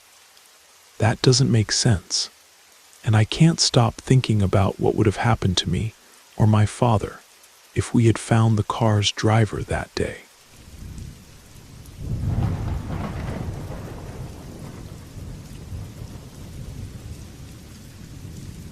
This happened 2 years ago and still gives me chills just thinking about it. My husband, our daughter who was 2 years old at the time, and I moved to Nashville in search of a new beginning. After a long journey, we were exhausted and just wanted to get our mattresses out and set up. My parents, who already lived in Tennessee, were helping us unload. As expected, all the neighbors in the apartment complex came out to welcome us. That's how we met Tom. From the beginning, I felt something strange coming from him. Our daughter, who was always very sociable, hid behind my husband, visibly uncomfortable. We had a quick conversation, but we were more focused on organizing our things than interacting with the new neighbors. Later, my father told me that at one point he went back to the truck and saw Tom staring at our daughter. When my father confronted him, Tom denied it. But the situation got worse when my husband said some strong words to him. Later that night, while we were still organizing the move, our daughter was at my parents' house. Around 10:30 at night, we heard knocking at the door. We thought it was the pizza we had ordered, but when my husband opened the door, there was Tom. He asked if we needed help, which already scared us considering the time. Before we could dismiss him, he demanded a cigarette. Besides having already shown himself to be strange, now he was being rude. When we said no one smoked, he became furious. He started yelling, cursing at my husband, and even hitting the wall. The situation got out of control very quickly, and that became quite scary. Fortunately, our landlord, who lived across the street, came out and got Tom out of there. After he left, our landlord explained to us that Tom was known in the neighborhood for being a problematic figure with some mental health issues. He said that generally Tom was harmless as long as he took his medication. Exactly the kind of thing you want to hear on your first night in a new place, right? After that, things started to settle down, and we got comfortable. With our irregular work schedules, I would get home around midnight and often saw Tom outside the building, always watching me. I ignored him since all I wanted was to go to bed. He always asked me for cigarettes, and I repeated that I didn't smoke. My husband told me he did the same thing with him. We tried to change our work schedules to avoid running into him, and for a while that worked. But soon he started bothering us during the day, even on our days off. We would go out to take our daughter to the park or to the mountains, and on one of those occasions, Tom asked if he could go with us. He even said he was great with children, and that we could trust him alone with our daughter. At that moment, I regretted not having let my husband punch him. When we returned, he was sitting in our parking space, saying he was making sure no one else parked there. He tried to hug our daughter, and she immediately screamed and clung to me with all the fear in the world. I took her inside while my husband, finally out of patience, gave him a serious talking to, telling him to leave us alone. We told the landlord, but he used the same excuse about mental health problems. Look, I understand that dealing with mental illness is complicated, but Tom was constantly harassing and scaring our daughter. As parents, we had a duty to protect her. It got to the point where she didn't want to leave the house anymore, afraid that the bad man would be out there. We threatened to break our lease if something wasn't done.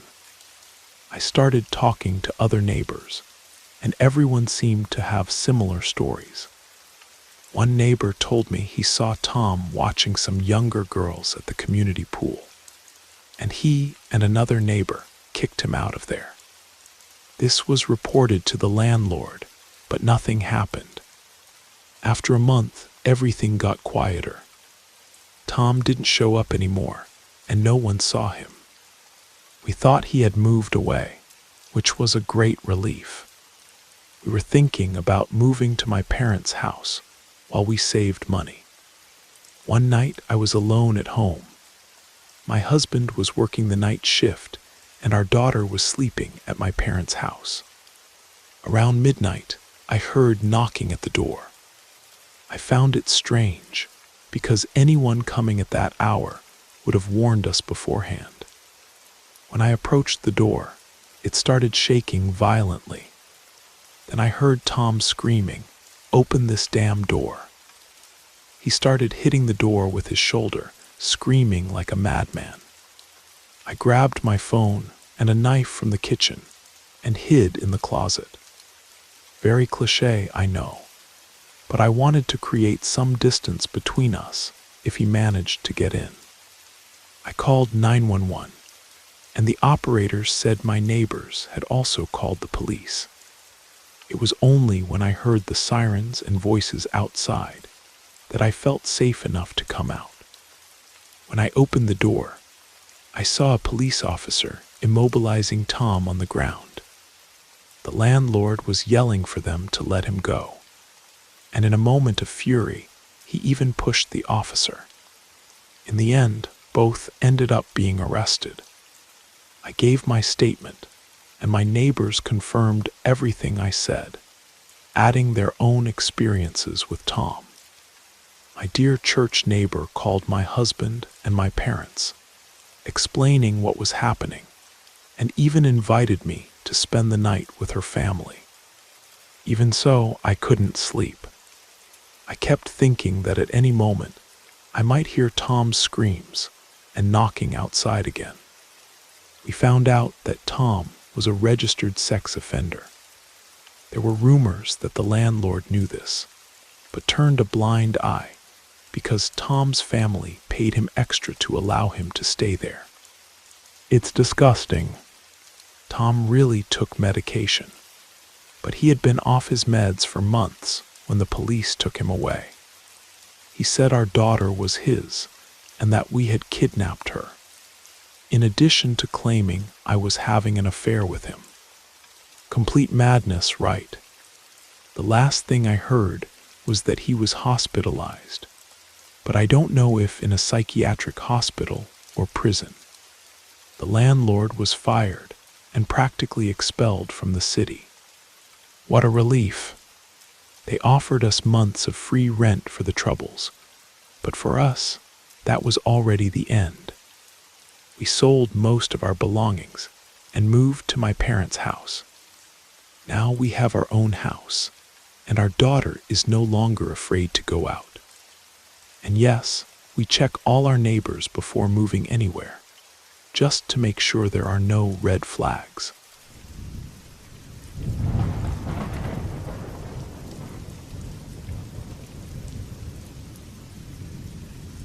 My mother was only 14 years old in 1986 when all this happened. She lived in China at that time, along with her parents and younger brother. It was deep winter, and temperatures had already dropped to below freezing levels, with snow accumulating thick on the ground. Around 10 o'clock at night, she had finished her classes, and the sky was already completely dark. It's worth remembering that in China, it's common for young students to return home alone without an adult's company. Approximately 10 minutes after getting off the bus, my mother began crossing an old market toward her apartment. The place was deserted and silent at that hour of the night. With no streetlights nearby, her vision was impaired, but she knew the way well from having walked it so many times to get home. That's when my mother began to feel that someone was watching her in the shadows of the market. She tried to ignore it, but the uneasiness persisted. The only sound she could hear was her own footsteps sinking into the white snow, until suddenly she stopped. At that moment, she realized the sound of a second pair of footsteps crushing the snow behind her. Panic took over, but she maintained her pace, pretending not to have heard anything. She tried to convince herself it could be another student going home, which seemed plausible. However, this didn't stop her from quickening her pace. Soon, the footsteps behind her also became faster. My mother couldn't maintain control over her fear and began to run. Although the dense snow made it difficult for her to move quickly, in an impulse, she looked back quickly and saw the silhouette of a tall man just a few meters away, approaching. He seemed not to be wearing a coat, despite the intense cold. The darkness combined with the lack of lighting made it difficult for my mother to identify more details. But that wasn't what terrified her most. She was chased to an area where a weak light fixed to the side of a merchant's stall offered a little clarity. When she looked back again, she saw that the man was carrying a large board in his hands. Now completely paralyzed by terror, she continued running and forced herself not to look back anymore. That's when suddenly my mother spotted the light of a streetlight on a small nearby street. Fortunately, that night, a young couple was walking in her direction. With her last strength, my mother ran to them and collapsed, exhausted. When the couple asked what had happened, my mother, still in shock, told her story. But by that point, the stranger had already disappeared. Luckily, the couple she found lived in the same apartment block as our family and knew her father. The couple accompanied my mother home and explained to my grandfather where they had found her. After they left, my mother couldn't stop crying, so shaken was she by fear and shock. Since then, my grandfather started waiting for her at the bus stop so they could walk home together. My mother never discovered the identity of that man, and fortunately, never had another encounter with him.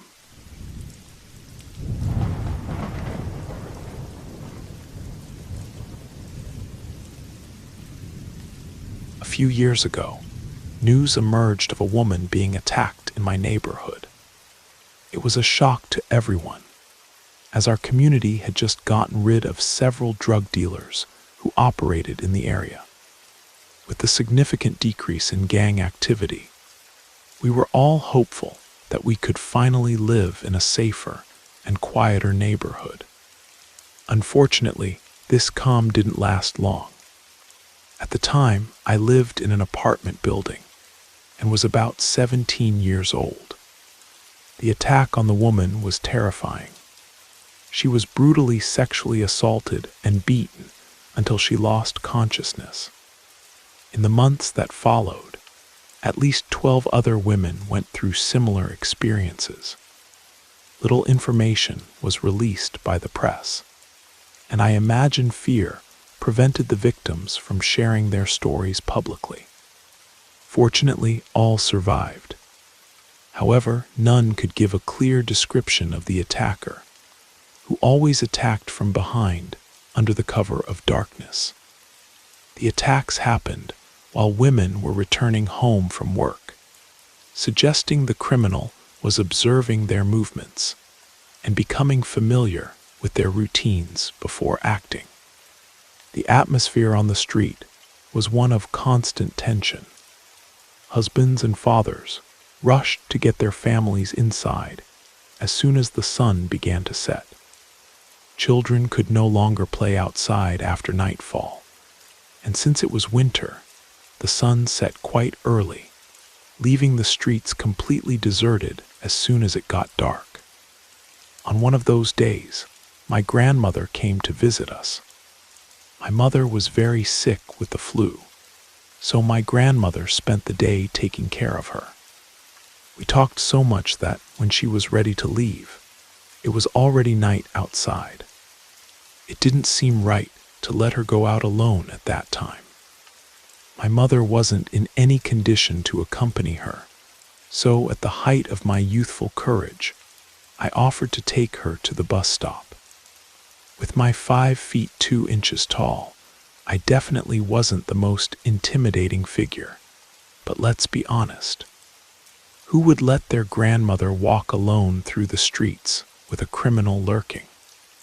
We arrived at the bus station without any problems, and I waved to my grandmother as the bus departed. There was a group of people who had gotten off the bus before she boarded. As soon as the bus disappeared from sight, I felt a chill, as if I was being watched. I turned quickly, and to my astonishment, saw a dark figure standing under a streetlight a little ahead, near the bus stop. I froze for a moment. The recent attacks had been on my mind all night, and now I was practically alone, facing this dark and unsettling figure illuminated by the street light. Without thinking twice, I started running and quickly joined the small group of people who had gotten off the bus. I ran past them, looking back every few seconds as I ran toward my house. When I finally reached my building, I was in complete panic. Now I know that technically nothing happened to me, but I was so terrified that I thought it best to call the police non-emergency number just to report that there was a suspicious man standing near the bus stop. After all, it wouldn't hurt to warn them, right? Some time after making the report, I received a call from a police officer. I had left my number when I made the initial report. They were really after this man, so any lead was followed with great attention. When reviewing the security camera footage from the bus stop, they managed to get a clear description that matched exactly what one of the victims had described. A few days later, I learned through a local newscast that someone had been arrested in connection with the attacks. The night before what I heard at the bus stop, he almost killed a police officer who was patrolling an area where one of the attacks had occurred. He attacked her from behind with a crowbar and nearly took her life. Fortunately, the officer survived. What perhaps motivated the police's determination to capture him even more was this incident. I also found out that he was at the bus stop that night looking for more victims. Thank God I called the police, even if it was just instinct. I like to think that my action helped in capturing an extremely dangerous man. I hope he spends the rest of his days behind bars, where people like him deserve to be.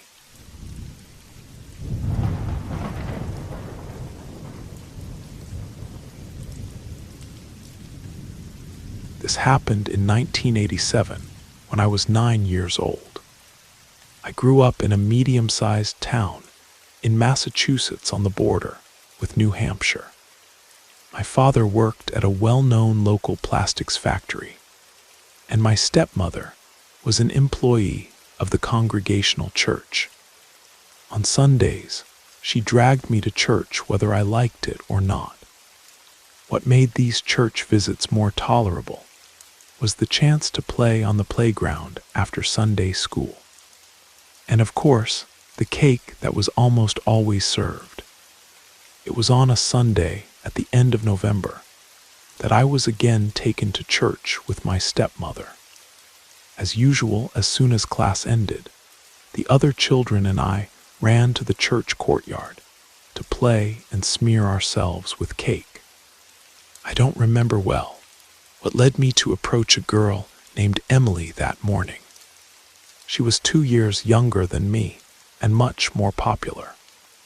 The truth is, I barely knew her, and we rarely exchanged words.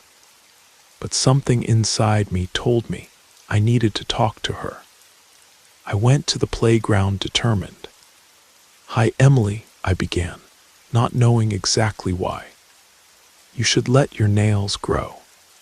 If someone tries to hurt you, you can attack their eyes," I said with complete seriousness. Emily looked at me confused and asked, "Why would I do that?" I couldn't answer, so I just shrugged and said, "Just do it, okay? Trust me."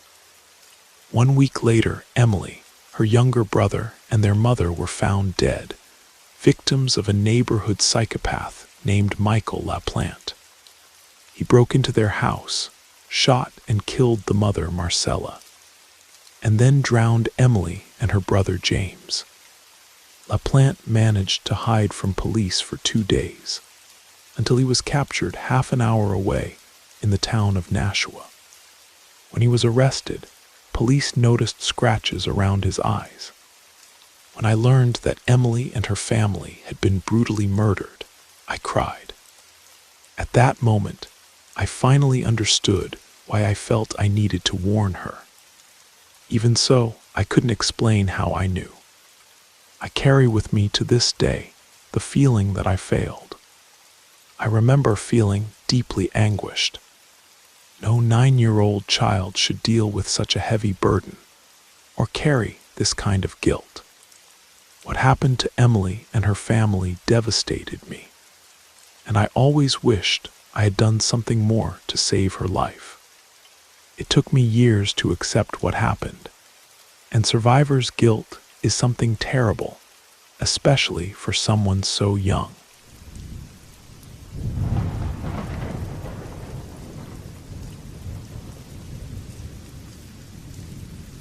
My best friend is a social media influencer. She doesn't have millions of followers, but she has enough to get freebies and even some sponsored trips.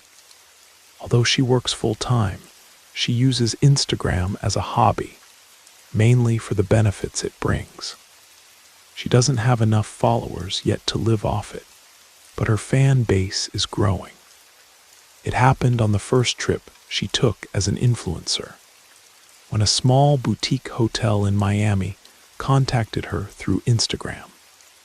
They offered an all-expenses-paid trip for Memorial Day weekend in 2018 in exchange for photos and stories to promote the hotel.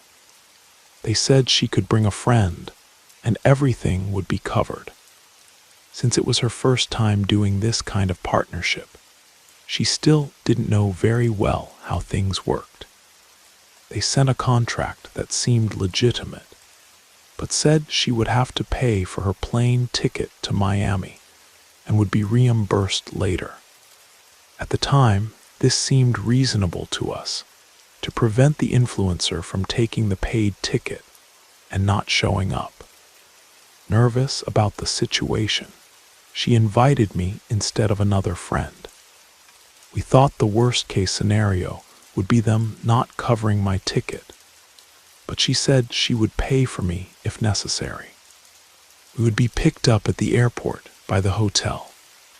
The day of the trip finally arrived, and when we landed in Miami, there was a man holding a sign with my friend's last name and the hotel logo. He greeted us and led us to a black SUV. That's when things started to get strange. As soon as we got in the car, the driver seemed visibly irritated. At first, we thought he was arguing with the man who took us to the car, but we soon realized he was talking to my friend. With a strong accent and wearing dark glasses, he said she couldn't bring her boyfriend, referring to me, and insisted it should be 2 girls. He repeated 2 girls. The hotel said 2 girls, not 1 girl and 1 guy, demanding to know where the other girl was. We were completely stunned, not knowing what to say. The man who accompanied us to the car seemed irritated too. He got in the passenger seat and started arguing with the driver in what seemed to be Portuguese. Soon after, he turned to us and asked again about the other girl. At this point, my friend was very upset and explained that there was no other girl, that she was the Instagram influencer, and I, her friend, was just accompanying her. The man in the front seat got out of the car, threw our bags out, and said something like, "This is bullshit." He got back in the car and they drove away, leaving us there in shock. My friend was completely shaken. My friend immediately sent an email to Luana. the public relations person she had been in contact with, but got no response. We decided to take a taxi to the hotel. When we got there, everything started to make sense. The hotel had changed its name, and now had a completely different identity. We showed them the Instagram account, and indeed it was the old hotel account, but not the new one. They assured us they had never contacted us. Whoever was behind the old account, or whoever had access to it, was responsible. It's worth mentioning that this was a fairly well-known hotel, with more than 10,000 followers. The account seemed legitimate, but when we looked more closely, we realized the posts and photos were quite old. My friend felt completely deceived and burst into tears. We called the police and talked to a detective. They investigated who was managing the account previously, or who could have had access to it, but we didn't get concrete answers. Knowing that someone was using that old account to lure my friend, or possibly other girls, is scary. Since then, the account has been deleted, and we never heard anything about the case again. But to this day, it gives me chills to think that my friend could have been kidnapped if she had brought another girl instead of me.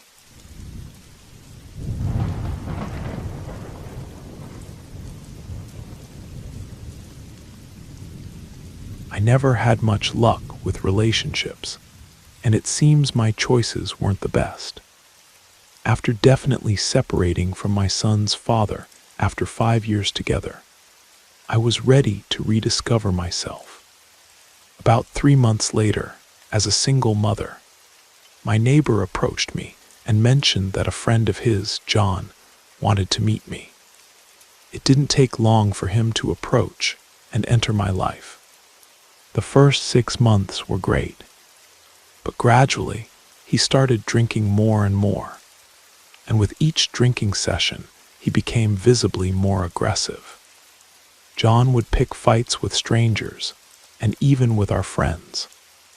Over time, these friends started to distance themselves, knowing how he behaved when he was drunk. This, however, didn't stop him from continuing to drink. But now all his anger was directed at me. It took between 6 and 8 months for things to get really bad. What started with name-calling and pushing soon evolved into punches and choking. Suddenly, I found myself trapped in an extremely abusive relationship.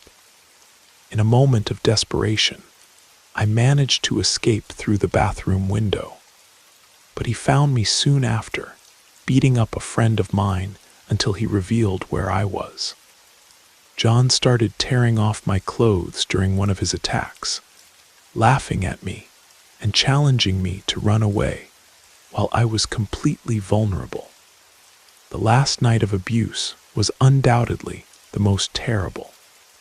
Before John started drinking that night, I warned him that my 3-year-old son wasn't feeling well, and that I was going to stay with him until he fell asleep. My plan was to spend the night with my son. Around 2:30 in the morning, I heard the bedroom door open. I pretended to be asleep.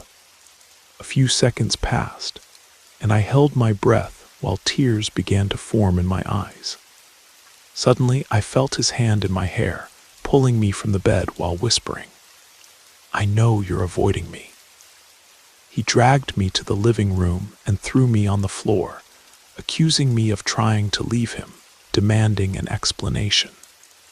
Before I could respond, he had already decided it was because of another man.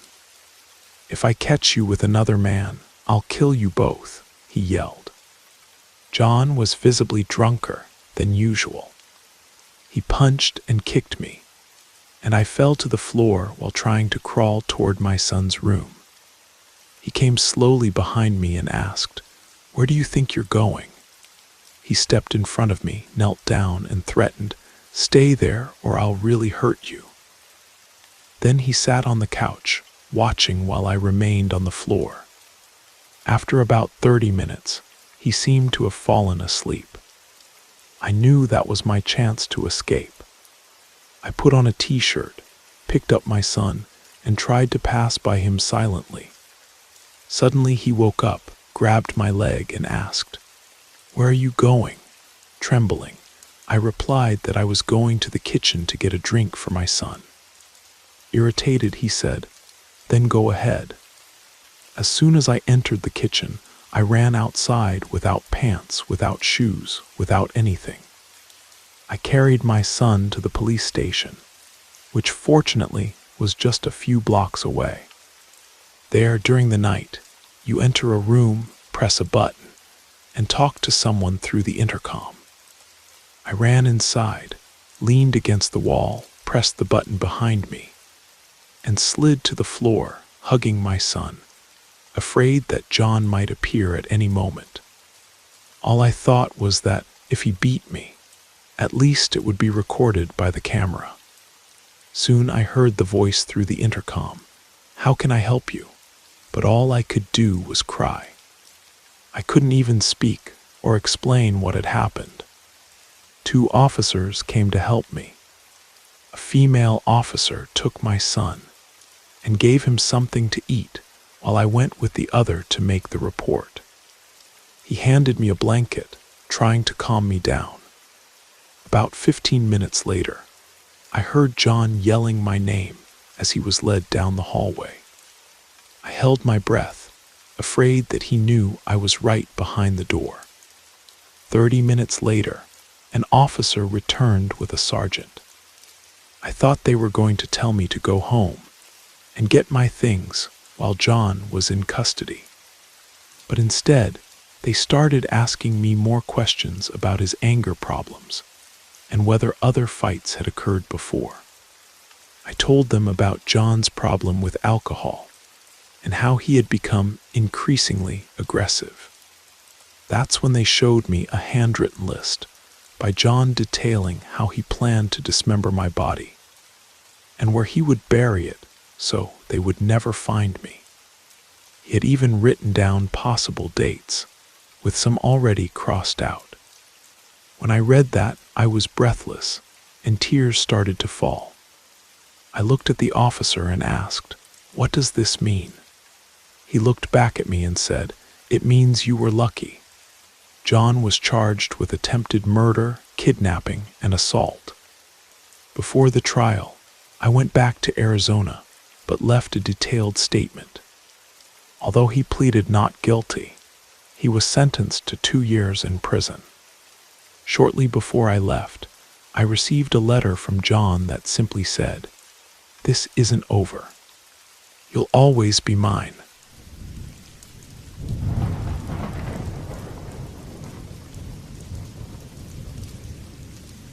My name is Raphael, and in May of 2020, I embarked on a cruise with my mother and some relatives. The trip was meant to be a fun break after months of isolation. The fresh air and infinite sea around us gave me a sense of freedom I hadn't felt in a long time. The ship was immense, full of entertainment from pools to theaters and restaurants. Our plan was simple: relax and enjoy the warmth of the sun. However, things began to take a strange turn from the very first morning. It was around 8 in the morning when we all went to have breakfast. The buffet was served in a large room with enormous windows that let sunlight illuminate the environment, offering an incredible view of the ocean. My mother and the others were excited, talking and getting ready for the day. I, on the other hand, was focused on filling my plate with scrambled eggs and bacon. I took my food and went to an empty table near one of the large windows to enjoy the view while eating. The rest of my family was still getting food, so I stayed alone for a few minutes. The environment was peaceful, the soft murmur of people talking, the sound of cutlery, and light music in the background That's when a man sat at a table directly across from me. At first, I didn't pay much attention. The place was full, and people sat wherever they found space. But something about him made me uncomfortable. He didn't have a plate, wasn't eating. He just sat there staring at me. His eyes were wide, too fixed, as if he were observing me attentively, trying to understand something about me that escaped his reasoning. At first, I tried to ignore him, thinking maybe he was just distracted. But then he smiled. It wasn't a friendly smile. I looked to the side, hoping that if I didn't give him attention, he would go away. My heart started beating faster. Although I tried to convince myself it was just in my head, that I was exaggerating. However, when I looked again, he was still there, staring at me, smiling in the same strange way. Finally, my family joined me at the table. My mother and aunt were chatting animatedly about plans for the day, and I tried to focus on the food and conversation, anything to ignore that man. But it was impossible not to feel his eyes on me, like a constant weight. After some time, I couldn't avoid it anymore and looked again. He had disappeared. The chair was empty, as if he had never been there. I felt immediate relief, but the discomfort in my stomach remained.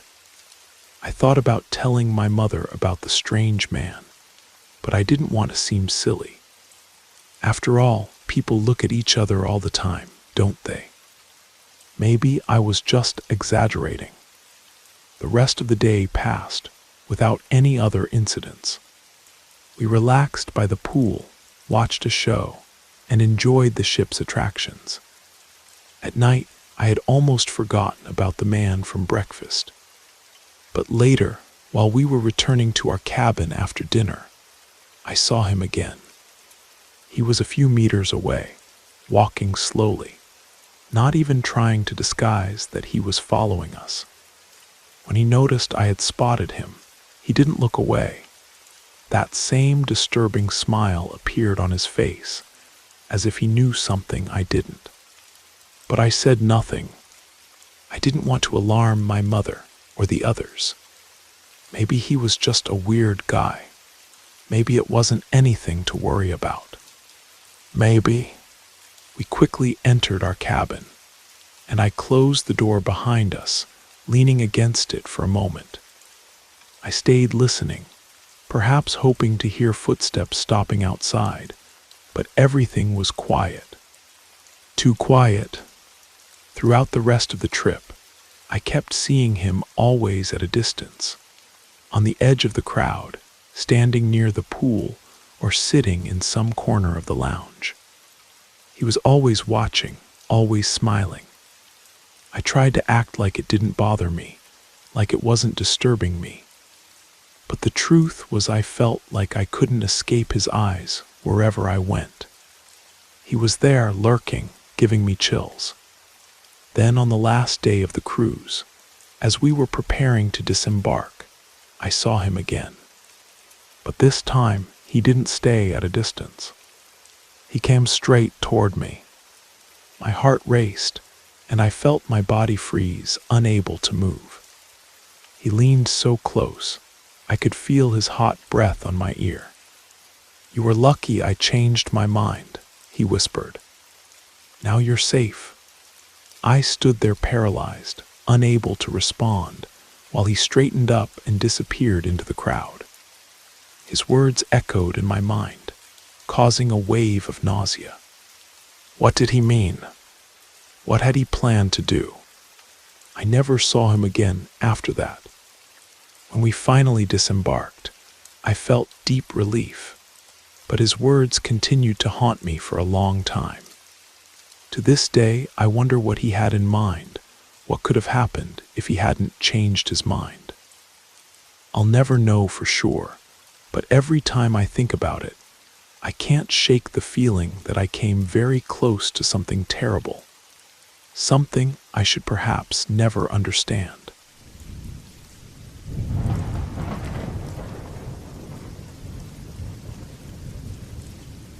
My name is Carla, and I'm a night nurse in the ICU.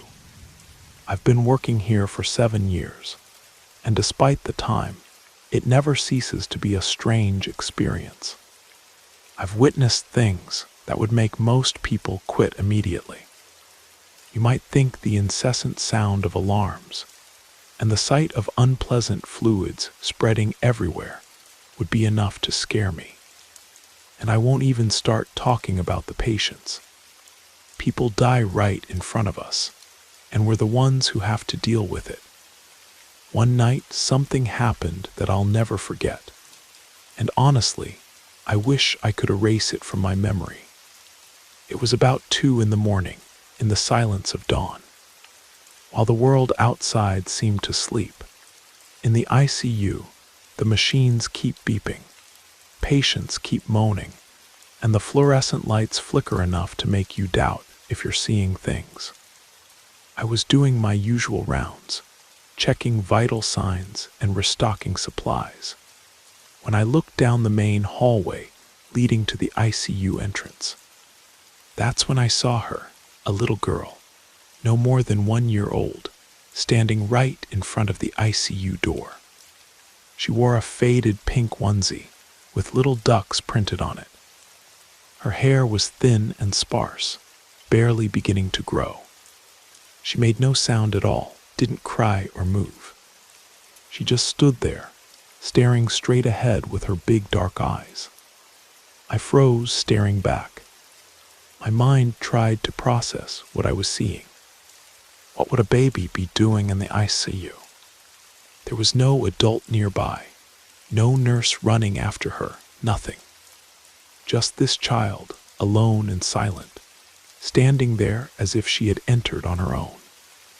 We don't allow children in the ICU. It's too dangerous. The infections we deal with here are serious and can spread easily.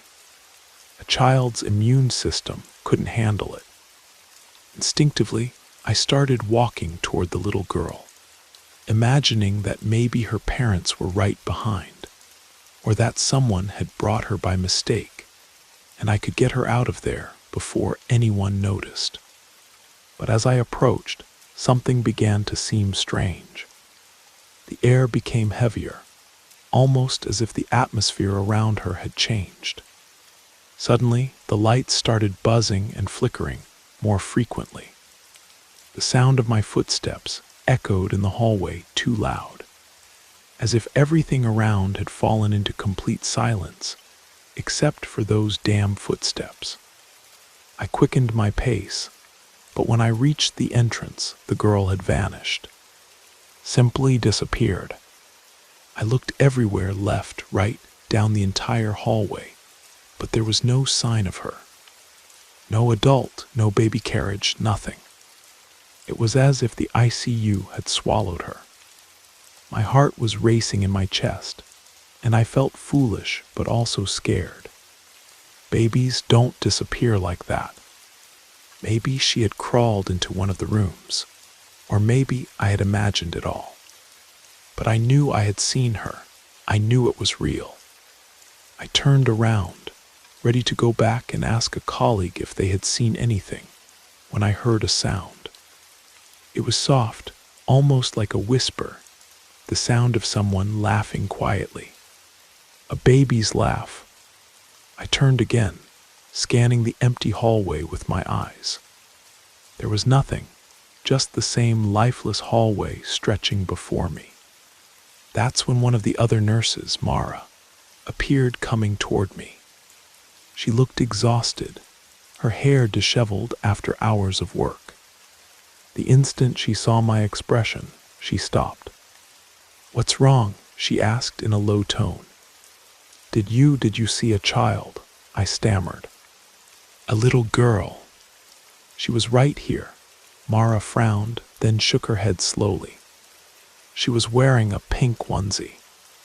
I was going to get her out of here, but when I got here, she simply disappeared."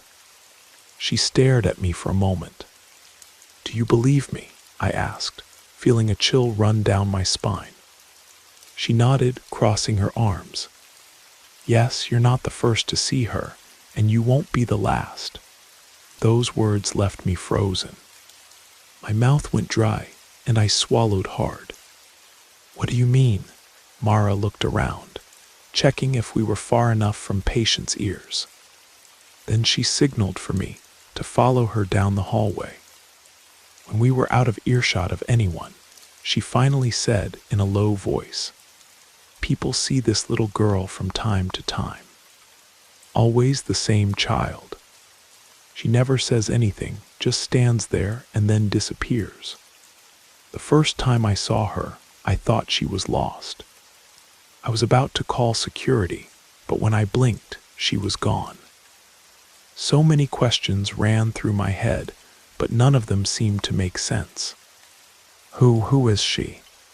Did someone lose a child here? I finally asked. Marta shrugged. "No one knows for sure. But they say that years ago, a baby was brought to the ER and didn't survive. Sepsis or something like that. The parents never had the chance to say goodbye. Since then, nurses, doctors, even some patients have reported seeing her. And nobody does anything about it." Marta shook her head with a serious expression. "What could we do? There's no actual child here, at least not one we can help. I don't know if it's a ghost or if our minds are playing tricks on us, but over time you learn to ignore it. It's scary, yes, but it's the least of our problems here." I didn't know what to think. I wanted to believe it was just a hallucination, maybe fatigue, affecting me. After that night, I kept my head down, focused on my work, and tried not to think about it anymore. But every time I passed through that hallway, I couldn't help but glance toward the entrance, expecting to see those big dark eyes watching me again.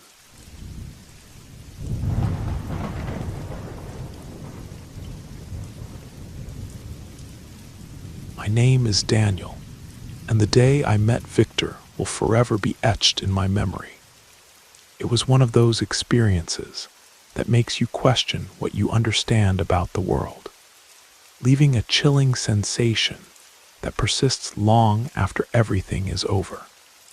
This happened on my return trip to the United States after spending a few weeks in Norway on business. I was anxious to return home, but what was supposed to be a smooth journey turned into something much darker. I was at the airport, minding my own business while waiting to board. The scene was the usual hurried people, announcements being made over the intercom, and the distant murmur of conversations. Everything seemed normal, typical of any airport, and at first I had no reason to feel anything other than calm. But that would change soon. With my phone in hand, I was trying to kill time. That's when a man appearing to be around 30 years old sat down next to me. I didn't give it much importance. After all, airports are always crowded, and strangers frequently end up side by side. He introduced himself as Victor, a name I would never forget. His smile seemed friendly at first glance, but there was something about him that bothered me, something hidden behind that expression. He started making conversation, asking me where I was going and what I had done in Norway. I responded politely, as I would with any other traveler. Victor mentioned he was also going to the States, but didn't give many details about the reason. At first, his questions sounded trivial, but soon they began to become uncomfortably personal. He started asking about my work, where I lived, and even how much I earned. I gave a nervous laugh, trying to change the subject, but he insisted. There was something strange about the intensity with which he was probing me, as if he were digging deep in search of some information. When he asked if I was rich, I felt a knot in my stomach. Why would someone I had just met need to know this. Instead of answering directly, I just said I made enough to live, hoping that would end his interest in the matter. But Victor's questions only increased. Now he wanted to know about my family, if I was traveling alone, and if anyone was waiting for me at home. Each question seemed to envelop me like a web closing around me. My discomfort grew with each word, my heart beating harder. His eyes fixed on mine made it almost impossible to look away, even if I wanted to. Finally, the announcement for our flight sounded over the loudspeakers, and I felt enormous relief at being able to get up and end that conversation. I thought everything had ended there, but to my surprise, Victor's seat on the plane wasn't too far from mine. The flight itself was too quiet, as if in contrast to the discomfort of that encounter. Victor's questions continued to circle my mind, the way he seemed to search through my life, almost as if he were looking for something. I tried to push away those feelings and closed my eyes, hoping to sleep for the rest of the trip. As soon as we landed, I grabbed my things quickly and exited the plane hurriedly, anxious to leave Victor and his uncomfortable questions behind. I walked quickly through the terminal, hoping to disappear into the crowd. For a moment, I thought I had gotten rid of him, but then I felt someone approaching from behind. When I turned around, there he was, Victor, with that same smile, now loaded with a disturbing mystery. "Hey Daniel," he called me casually, as if we were old acquaintances. A chill ran down my spine upon hearing his voice. He approached and extended something to me, a small piece of gold jewelry. It was a gold watch, delicately crafted, obviously expensive. Victor's smile widened, but his eyes were cold. "I got this from a guy on the plane," he said in a low tone, almost amused. He didn't even notice. My heart sank. I stood there looking at the watch, finally understanding that Victor wasn't just a strange man asking disturbing questions. He was a thief, maybe something worse. I felt my pulse quicken as his words echoed in my mind. He had just confessed to a robbery and made it seem like a joke. "Don't tell anyone," he said, his smile disappearing and his voice taking on a cold, almost threatening tone, "or you'll be next." I froze. My mind raced, trying to understand what he had just said. His words hung heavy between us, making it clear this wasn't a joke. Victor was giving me a warning, making sure I understood the consequences of reporting him. The light tone from before had disappeared, replaced by something dark and threatening. I nodded, not trusting my own voice to respond. My mouth was dry, and the only thing I could think about was getting away as quickly as possible. I turned and started walking with my heart racing and trembling hands. I didn't dare look back, but I felt Victor's gaze on me, as if he were accompanying me until I disappeared into the crowd. The rest of the trip home was filled with a sense of uneasiness. Every time I closed my eyes, I saw Victor's face and heard his voice warning me not to tell anyone. I never saw him again after that day, and I feel lucky for that. I don't know how far Victor was capable of going, but I knew enough to take his threat seriously.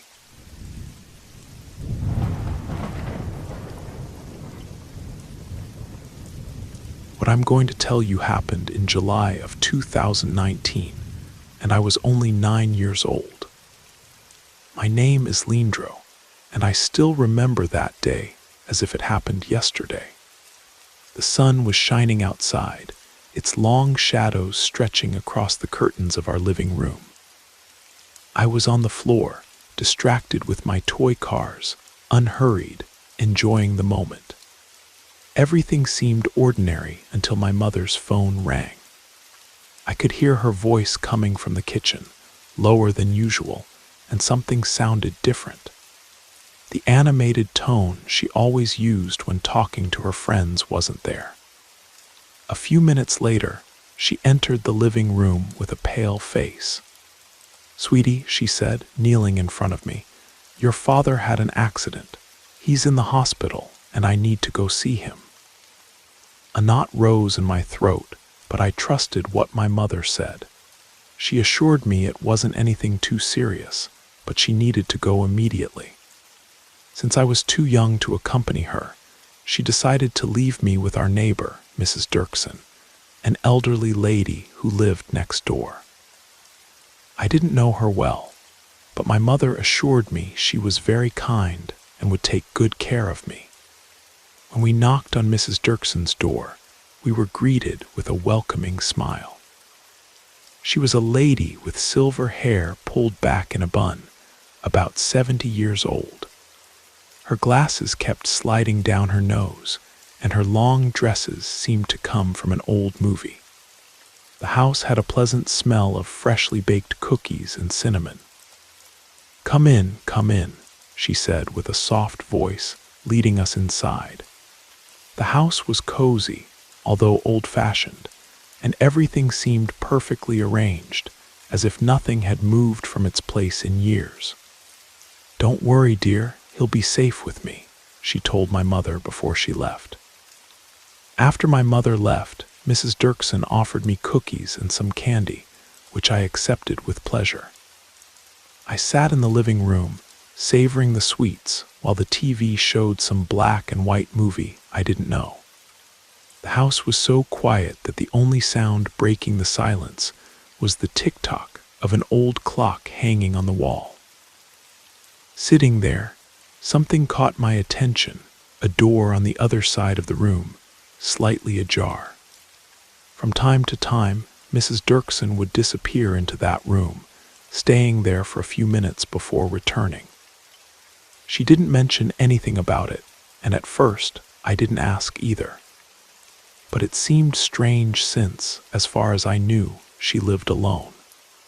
My curiosity grew. Why did she go into that room so much? What was in there?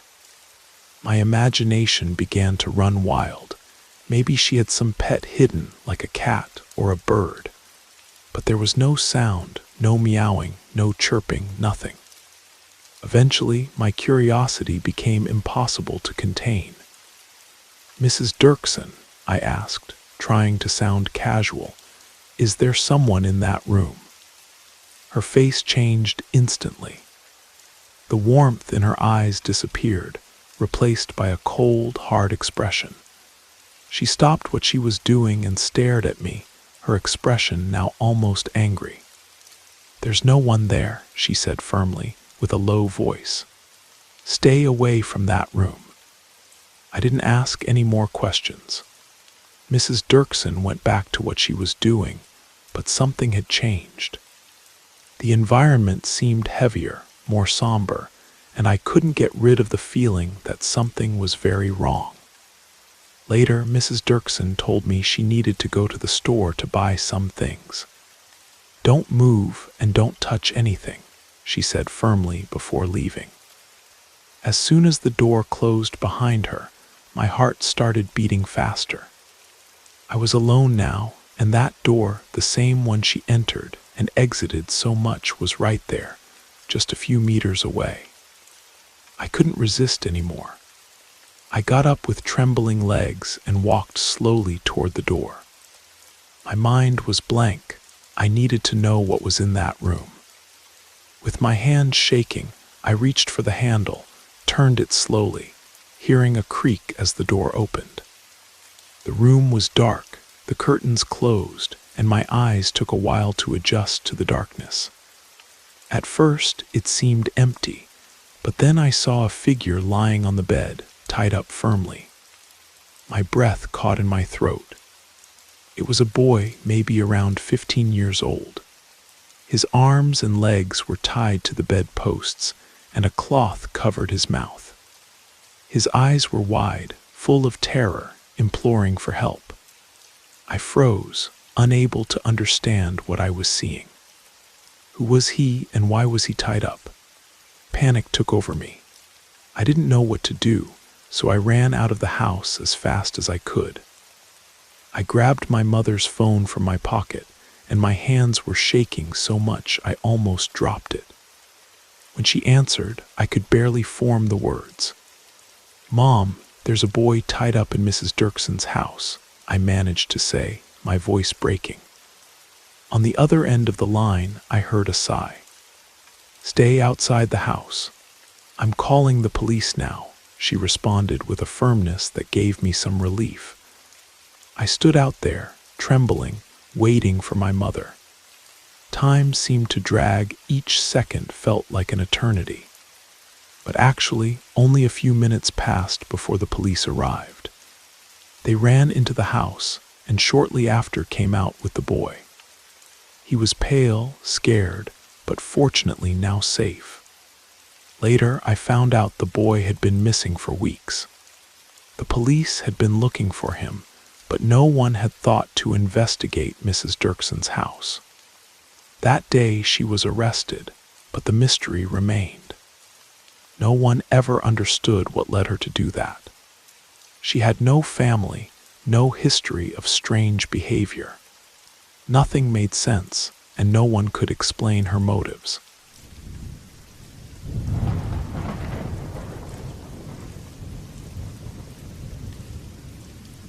My name is Augusto, and I want to tell you about an experience I had that still gives me chills.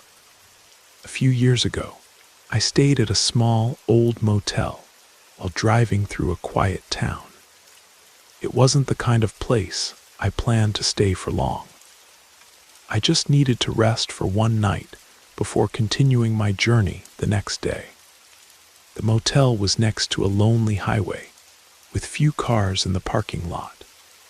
The building already showed signs of where paint was peeling from the walls, and the lights flickered weakly outside. I entered the lobby, where an older man sat behind the reception desk. His tired eyes briefly glanced at me as I asked for a room. He handed me a key without saying much, but before I turned to leave, he paused. "Room 13, he said slowly. "They say it's haunted. If anything strange happens, just ignore it." I was surprised by the comment, but didn't take it seriously. I laughed and thanked him, thinking it was just a motel story to scare travelers. Room 13 was at the end of the building, far from the few occupied rooms. I put the key in the lock, and it turned smoothly with a click. The room was small and simple. A bed, a table with a single chair, and a small TV on a dresser. The wallpaper was faded, and the air was thick, as if no one had opened the windows in a long time. The smell was of old mold, like that of a basement closed for years. I put my bag on the bed and took a quick look around. There wasn't much to see. A small window offered a view of the back of the motel, where tall trees cast dark shadows on the ground. The bathroom was tiny, with cracked tiles and a sink marked by rust. Everything seemed normal, just old and worn. Nothing out of the ordinary. Even so, there was something in the air, a strange, heavy feeling that I couldn't ignore. I tried to relax, but something about the environment made me uneasy. Maybe it was the silence. It was too quiet, as if the air itself was suspended, waiting. I turned on the TV, looking for some sound to relieve the uncomfortable atmosphere. I changed channels several times, but nothing interesting was on. Even so, I left the TV on, just to fill that uncomfortable silence. As the night progressed, fatigue began to overcome me.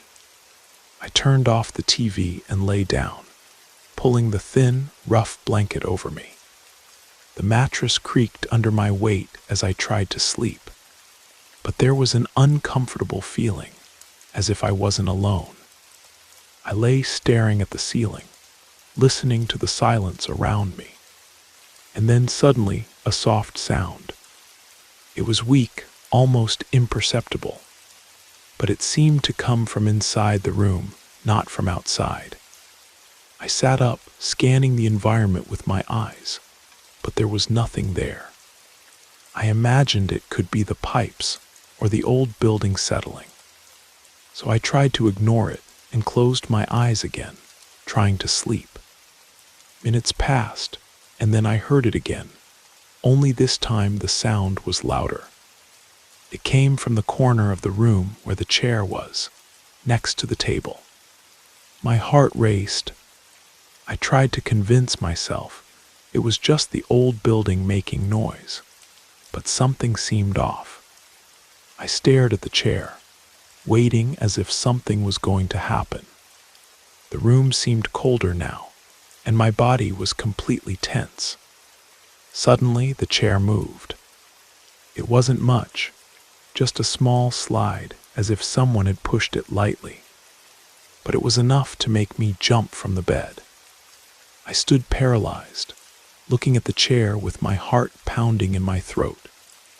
I wanted to get out of there, but I kept telling myself it was just my imagination. I walked to the chair, extended my hand and touched it. It was motionless, nothing happened. So the woman's figure reappeared. I breathed deeply, relieved, and went back to bed, trying to convince myself it was nothing. But as soon as I lay down, the TV turned on by itself. The screen was full of static, emitting that loud, irritating sound throughout the room. I froze, unable to look away, my mind racing. I hadn't touched the remote control. My hand wasn't even near it. That was enough for me. I grabbed my bag and ran out of the room without thinking twice. I didn't bother going back to the lobby. I threw the key on the reception desk and went straight to the car, leaving the motel as fast as I could without looking back.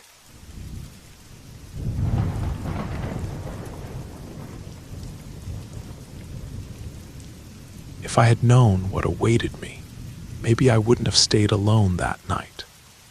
My name is Ko, and in 2018, when I was 12 years old, my parents went out to enjoy a weekend, leaving me alone at home. Having the house to myself didn't bother me.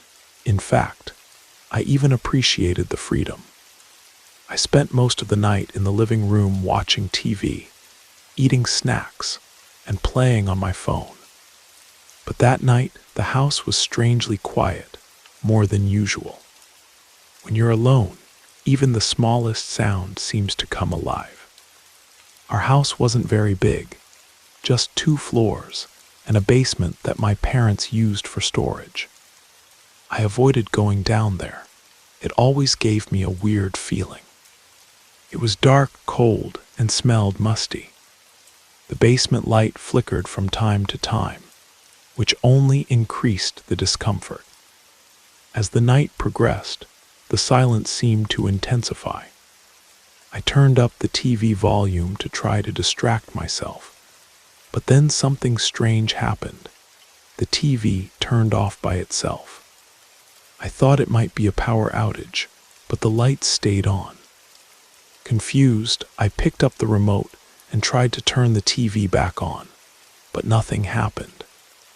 That's when I heard a sound. It was faint, like a soft knock, almost imperceptible, as if someone were knocking on a door in the distance. My heart started to race. I tried to ignore it, telling myself it was just the house settling or some noise from outside. But the sound continued, and it was coming from downstairs. I got up slowly, with a growing sense of uneasiness inside me. The knocking got louder, now clearly coming from the basement. I hesitated for a moment, but curiosity ended up winning. I grabbed my phone to use as a flashlight and approached the basement door. When I opened it, I stood at the top of the stairs, letting the weak light from my phone illuminate the darkness below. The basement was barely lit by a flickering bulb, exactly as I remembered. The knocking had stopped, but the feeling that someone or something was down there wouldn't leave me. I took a deep breath and started going down the stairs, my footsteps echoing softly in the silence. The musty smell filled the air, and the temperature down there was noticeably colder than in the rest of the house. I kept my eyes fixed on the farthest corner, where some old boxes were stacked. When I finally reached the bottom, the sound returned, echoing closer this time, almost behind me.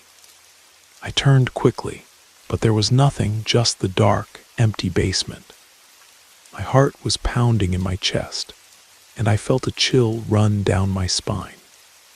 I should have left there, but something in the corner of the basement caught my attention. There was a shadow. It seemed like the shape of a man standing there, motionless and silent. I froze, unable to take my eyes off that figure. It didn't move, but the feeling that it was watching me was undeniable. I couldn't make out any detail, just the silhouette of a tall man, as if lurking in the darkness. My breathing caught in my throat as I slowly backed away, my phone trembling in my hand.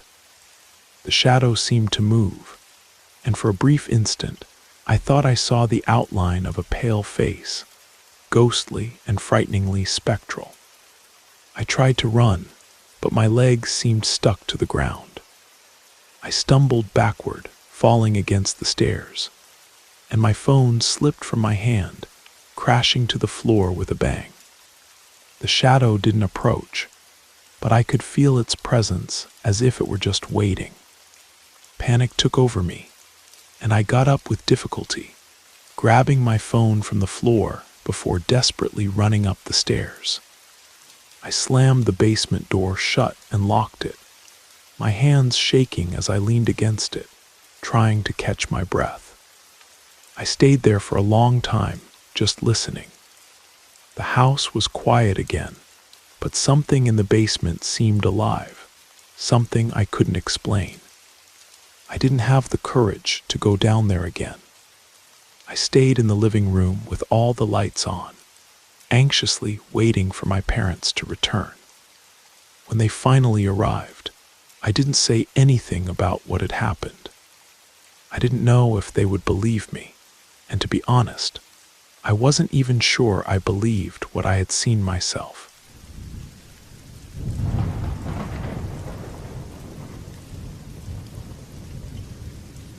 When I was 25 years old, about 5 blocks from my house, they opened a small bar that quickly became the favorite meeting point for young people in the region, including my friends and me. We frequented this place to enjoy good times. The bar had a pool table, and there was no Saturday around 10 at night that we weren't there playing, talking, and having fun with some beers before hitting the clubs.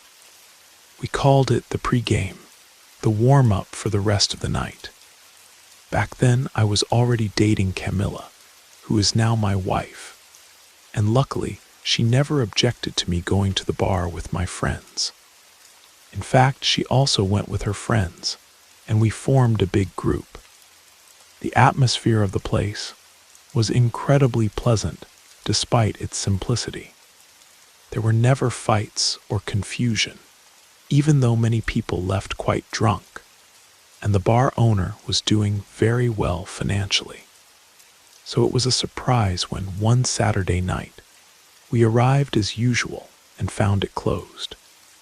A few days later, I passed by the place, and it remained the same way. A week later, the bar reopened, and we all thought it had closed for renovations since the owner was prospering. But everything seemed the same, except maybe the pool table, which seemed to have changed its felt. If before it was green, now it was blue. Just a detail I vaguely remember since I'm not sure of the original color, but it definitely wasn't the same. The weeks continued as if nothing had happened, until 2 weeks later, the bar closed again. By this time, I already had a good relationship with the owner and his 2 sons who worked at the bar. So I felt comfortable asking about the reason for the sudden closure. They told me something I found rather strange. Ramon talked to my father. He can explain better, but don't worry, everything's fine. Keep coming, we'll make sure you continue having fun here, said Oscar, one of the sons who was alone at the bar that day, cleaning the place for another night. That afternoon, after getting off work, I passed by the bar again. I had no intention of asking anything to avoid seeming invasive, but seeing the owner behind the window working with such effort, I decided to get off my bike and go in to greet him. I ordered a beer and sat at one of the stools at the counter while he served customers. We started talking, and after about half an hour there, I realized it was a weekday and my parents might be worried about me. I thanked Mr. Gonzalez, let's call him that, and said I should go since they were waiting for me at home. He, with a smile, replied, "Go ahead, we'll be waiting for you on Saturday as always." His words seemed like the perfect moment to ask the question that was on my mind. With a joking tone, I commented, "Of course, I'll be here." "Well, as long as you don't close again, right?" "But seriously, what happened? Is everything okay? Why did you close twice?" I remember the smile disappeared from his face. He became serious for an instant, looked at the floor, and after a moment of silence, looked at me with the same serious expression, proposing something I didn't expect. "Your name is Ramon, right? I need someone to stay during the early morning hours, taking care of the bar. My sons can't because they go to university in the morning, and I need to take care of my wife, who is sick. But don't worry, you'll just need to stay here after we close. Well, leave the keys with you. I promise I'll be back before noon, and then you can go home. I can even give you a ride in the pickup so you don't have to go back on your bike." At that moment, I was speechless. My job at the time was only in the afternoon, so it would be good to have something to do during the early hours and earn some extra money. However, I needed to think better since I had other responsibilities during the day, including spending time with my girlfriend, and I didn't want to create problems in the relationship. I told him I wanted to organize myself first and would give him my answer the next day. Mr. Gonzalez agreed, and we said goodbye. That night, I told Camilla about the job offer Mr. Gonzalez had made me. I expected her to be bothered by the time this might take away from us, but instead, she said something that caught me off guard. "Are you sure you want to accept this job? Haven't you heard what they say about this bar? My father is friends with the owner, and he told me the place is haunted. The 2 times the bar closed, remember? It was because of this. The owner even called a healer to cleanse the place, but it seems nothing changed." I was surprised by what she said, but after a few seconds, I started laughing, disguising it by asking if she really believed in those stories. Because in my head, ghosts didn't exist, and those healers were just people who took advantage of others. Camilla was visibly upset that I had laughed, and seriously challenged me to accept the job, saying she didn't mind if we went without seeing each other for a while. She wanted me to prove I wasn't afraid and then tell her how the experience went. To be honest, I didn't want to give in, and that same night we made a kind of bet about who was right. The next day I stopped by the bar and told Mr. Gonzalez's son that I accepted the proposal. He already knew his father had offered me the job and was happy with my response. We agreed that I would start that night after midnight. Since it was a weekday, the bar would close early and I would be alone.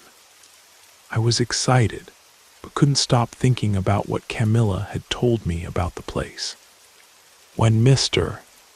Gonzalez and his sons said goodbye, they told me to feel free. If I wanted to play pool, I could do so to make time pass faster. And that's exactly what I did. I grabbed a beer, started playing pool, and was completely immersed in the game when suddenly I heard a strange sound. Oh, before I forget, I'm from Buenos Aires, Argentina. I think I hadn't mentioned that yet. I live in a neighborhood where these ghost stories or anything similar aren't common, and maybe that's why I didn't believe in them. As life always surprises us, sometimes what we think are just legends become much more real than we imagine. I heard a soft tapping coming from one of the windows, as if someone were gently knocking on the glass, trying not to draw much attention. The curtains were closed, so I couldn't see what was outside. It was already around 4 in the morning, and the first thing that came to mind was that maybe it was my friends, since besides my girlfriend and family, I had also told them about the job. The idea of a surprise visit excited me. I approached the window and moved the curtain aside, but to my surprise, there was no one there. Still convinced it was a prank by my friends, I grabbed the key and opened the door. But once again, I found no one. The street was calm, with just a few passing cars, and the drivers gave me curious looks. At that moment, I felt a chill run through my body, something that made me uncomfortable without explanation. I stood there for a few more seconds, waiting for whoever it was to appear. But since no one showed up, I went back inside and locked the door. When I turned toward the pool table, I felt a chill down my spine. The balls I had left scattered on the table were now stacked in a perfect cross. And the most frightening part, from the side where I was playing, the cross seemed inverted. I stood paralyzed, unable to process what I was seeing. I looked around, trying to understand if there was someone else there, but it was impossible. I had the key, and the place had been empty since Mr. Gonzalez and his sons left. There was no way someone could have done this without me noticing. I undid the cross, put the balls away, and set aside my drink. I decided to wash my face in the bathroom, trying to shake off the feeling that something was wrong. Tiredness and the beer I had drunk seemed like a reasonable explanation for what I had seen. However, when I came out of the bathroom and headed to the kitchen to make coffee, I heard the window sound again. But this time, the curtain had moved by itself, and I could see what was outside. Outside the glass, there was a woman, an elderly, and with all due respect, quite ugly woman. For the first time in my life, my intuition told me that what I was experiencing at that moment was real, and not a hallucination. If you had witnessed what I saw, I'm sure you would have thought the same. With my heart racing, I went to the kitchen and sat down, trying to digest what had just happened, hoping she wouldn't make any more noise or try to enter. My rational mind tried to calm me, saying it was just a street woman who wanted to scare me. This justification began to calm me down, but from time to time, fear returned as I imagined that woman might try to break into the bar. However, I refused to check if she was still there. Fortunately, I had locked all doors and windows. Only around 6 in the morning did I take courage to leave the kitchen, and I only did so because dawn was breaking, which gave me confidence to act. To my relief, everything was in order except for the window curtain, which remained open, the same one through which that woman had peered. Mr. Gonzalez arrived at 9 in the morning and took me home as he had promised. During the trip, I kept mentally reviewing what had happened and wondering if it would be a good idea to tell him. Curiously, I noticed something strange. Besides the initial greeting, he didn't say anything else. He didn't ask how the night went and drove tensely, as if he were expecting me not to mention what had happened. Maybe it was just in my head, but he seemed to be praying that the subject wouldn't come up. He only spoke again when we arrived at my house, saying goodbye quickly and inviting me for the next shift at midnight. When I entered, I greeted my family and went straight to my room. I was exhausted and fell asleep as soon as I lay down. I woke up at noon, took a shower, had lunch, and continued with my routine. That night, when I returned to the bar, I was still nervous, even trying to convince myself that everything that had happened before was just a trick played by my own mind. Deep down, I knew it wasn't quite like that. To make matters worse, during the afternoon when I spoke to Camilla on the phone, she asked me how the previous night had been. I replied that everything was fine, keeping my pride and omitting what was really going through my head. As usual, Mr. Gonzalez and his sons said goodbye around 1 in the morning, and there I was alone again. This time I chose not to drink anything other than water. I confess I felt slight discomfort when approaching the pool table, so I sat on one of the counter stools, watching videos on my phone in an attempt to distract my mind. From time to time, I would lift my head to check the environment, and fortunately, nothing seemed out of place. There were no more window knocks or curtains moving by themselves. However, in one of those glances, I noticed something that gave me chills. There was a black cat, completely motionless, sitting on the pool table. I could barely see it at first since the lights were off in that area, but the reflections from my own eyes caught the shine of the cat's eyes. It was staring at me, motionless like a statue, without reflecting its own gaze. Without thinking twice, I got up from the stool and ran straight to the kitchen. It didn't matter to me if that cat had entered through some back door, or if it was trapped there by accident. I simply didn't want to deal with it. As much as I needed to solve this and get the cat out of there, I also couldn't ignore what I had seen. At that moment, I decided to call Camilla. She answered with a worried voice, asking if everything was okay. She said she knew me well, knew something had happened, and asked me to tell her what it was. But in a foolish attempt to disguise my fear, I said I just wanted to talk a little. It was absurd, after all. How could I be afraid of a simple cat? Camilla, however, noticed something was wrong, but I refused to admit it, and continued insisting everything was fine. I won't lie, I was very scared, but in the end, how could I confess to her that I was frightened because of a cat? Or worse, tell her what really went through my head? While still talking to Camilla, I began to clearly hear the sound of claws scratching something solid.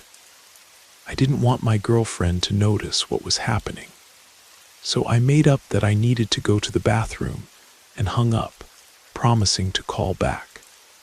However, the situation got even worse after that, because the scratching sound increased in intensity.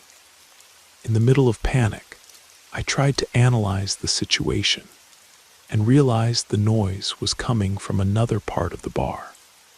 The only explanation I found was that the cat was scratching something, but fear prevented me from going to check.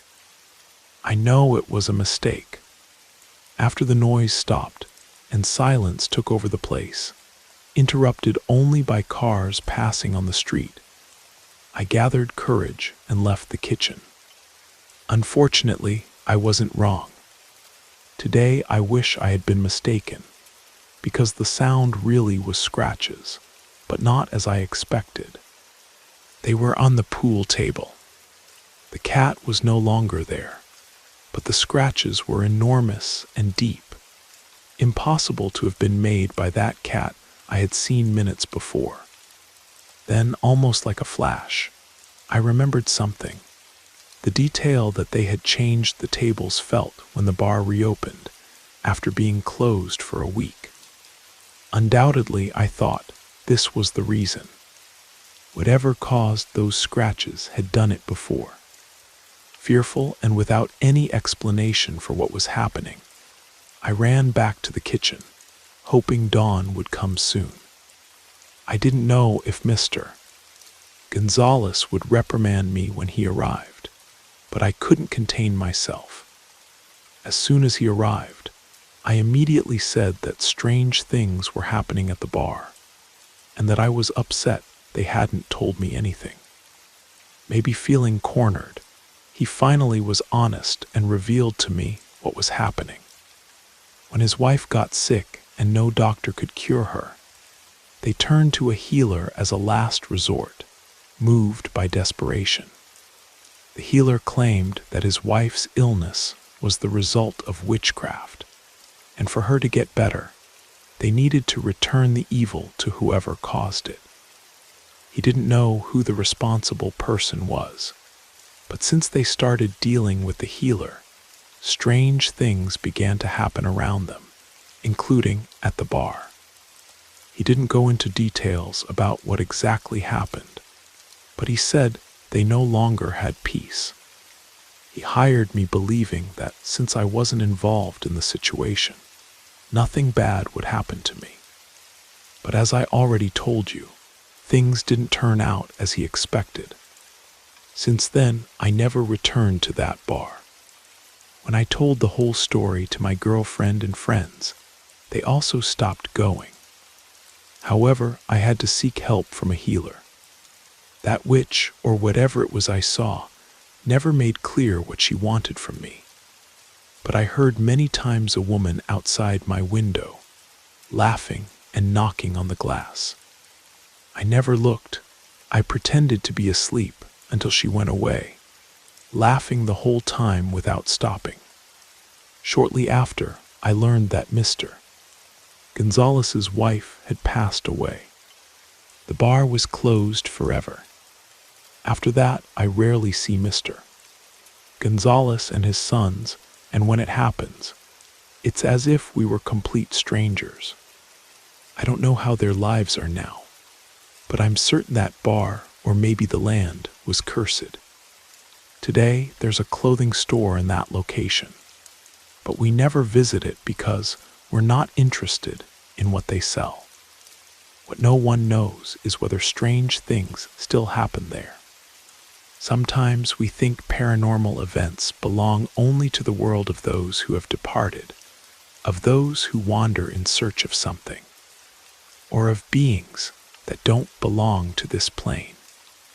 But what happens when unexplainable events are connected to beings who live between two worlds?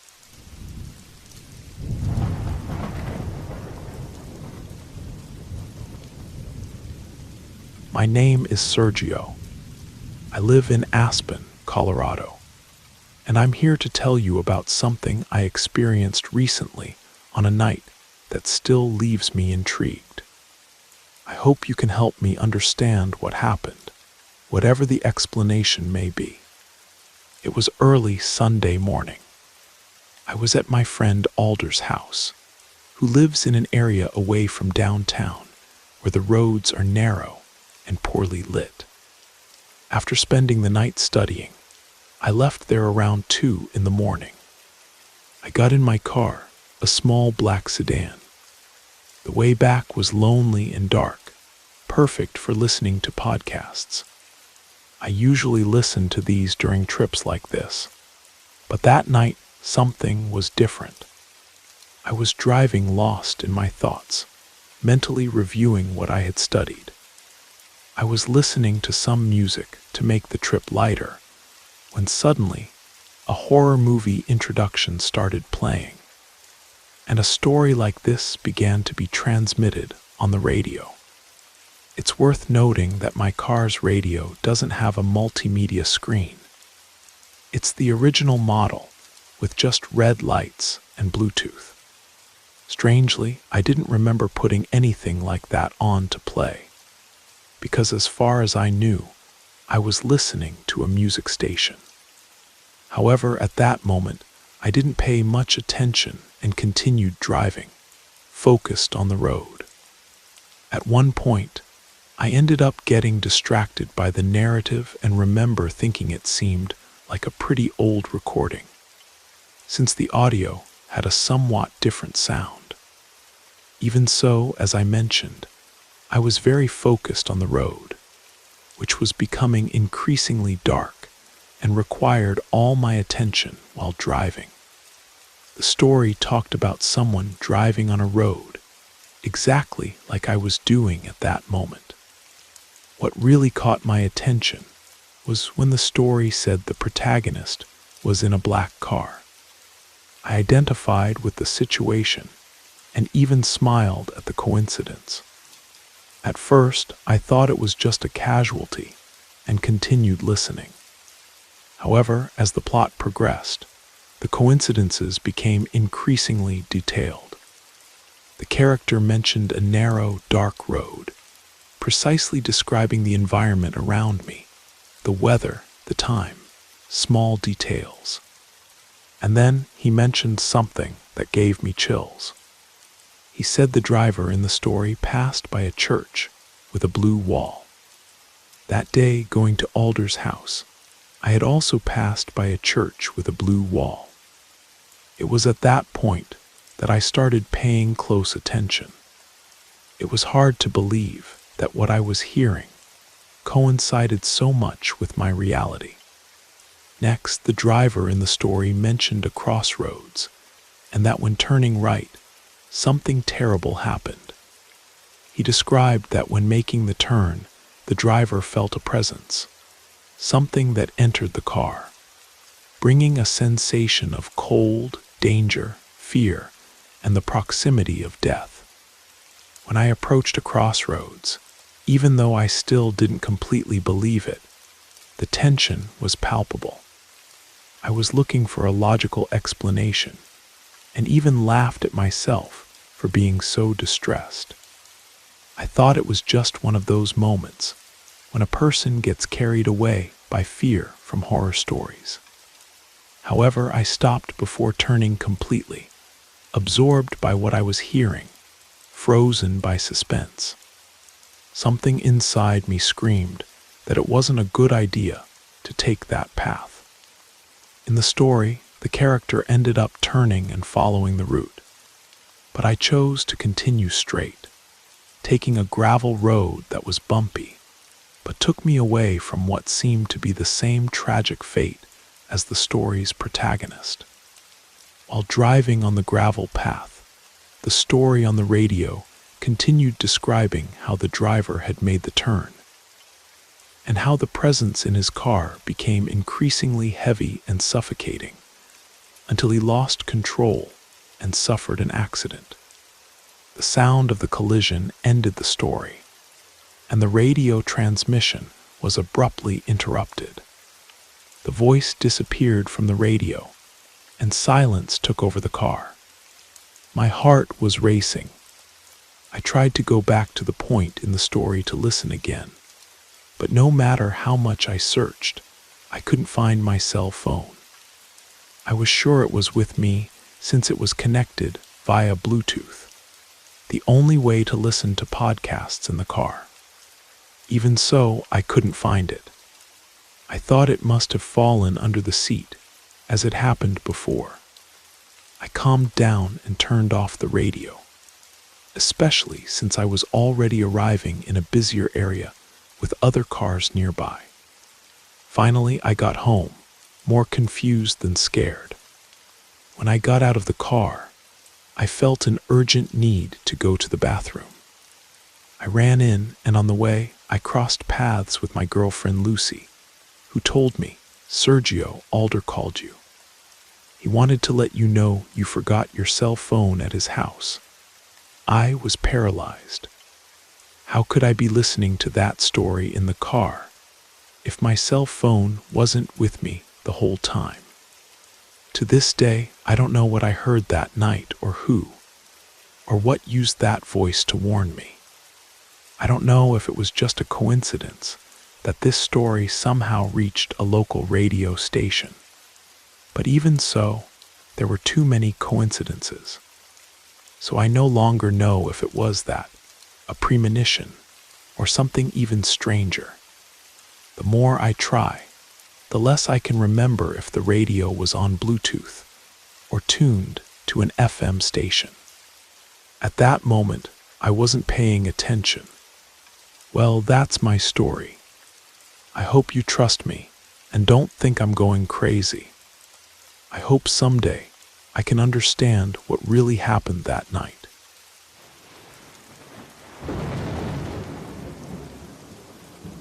You made it to the end of the stories. That means it's the perfect time to subscribe so you don't miss future episodes. And if you haven't already, leave a like and drop a comment. I'd love to hear your thoughts. Have a great time relaxing, and good night.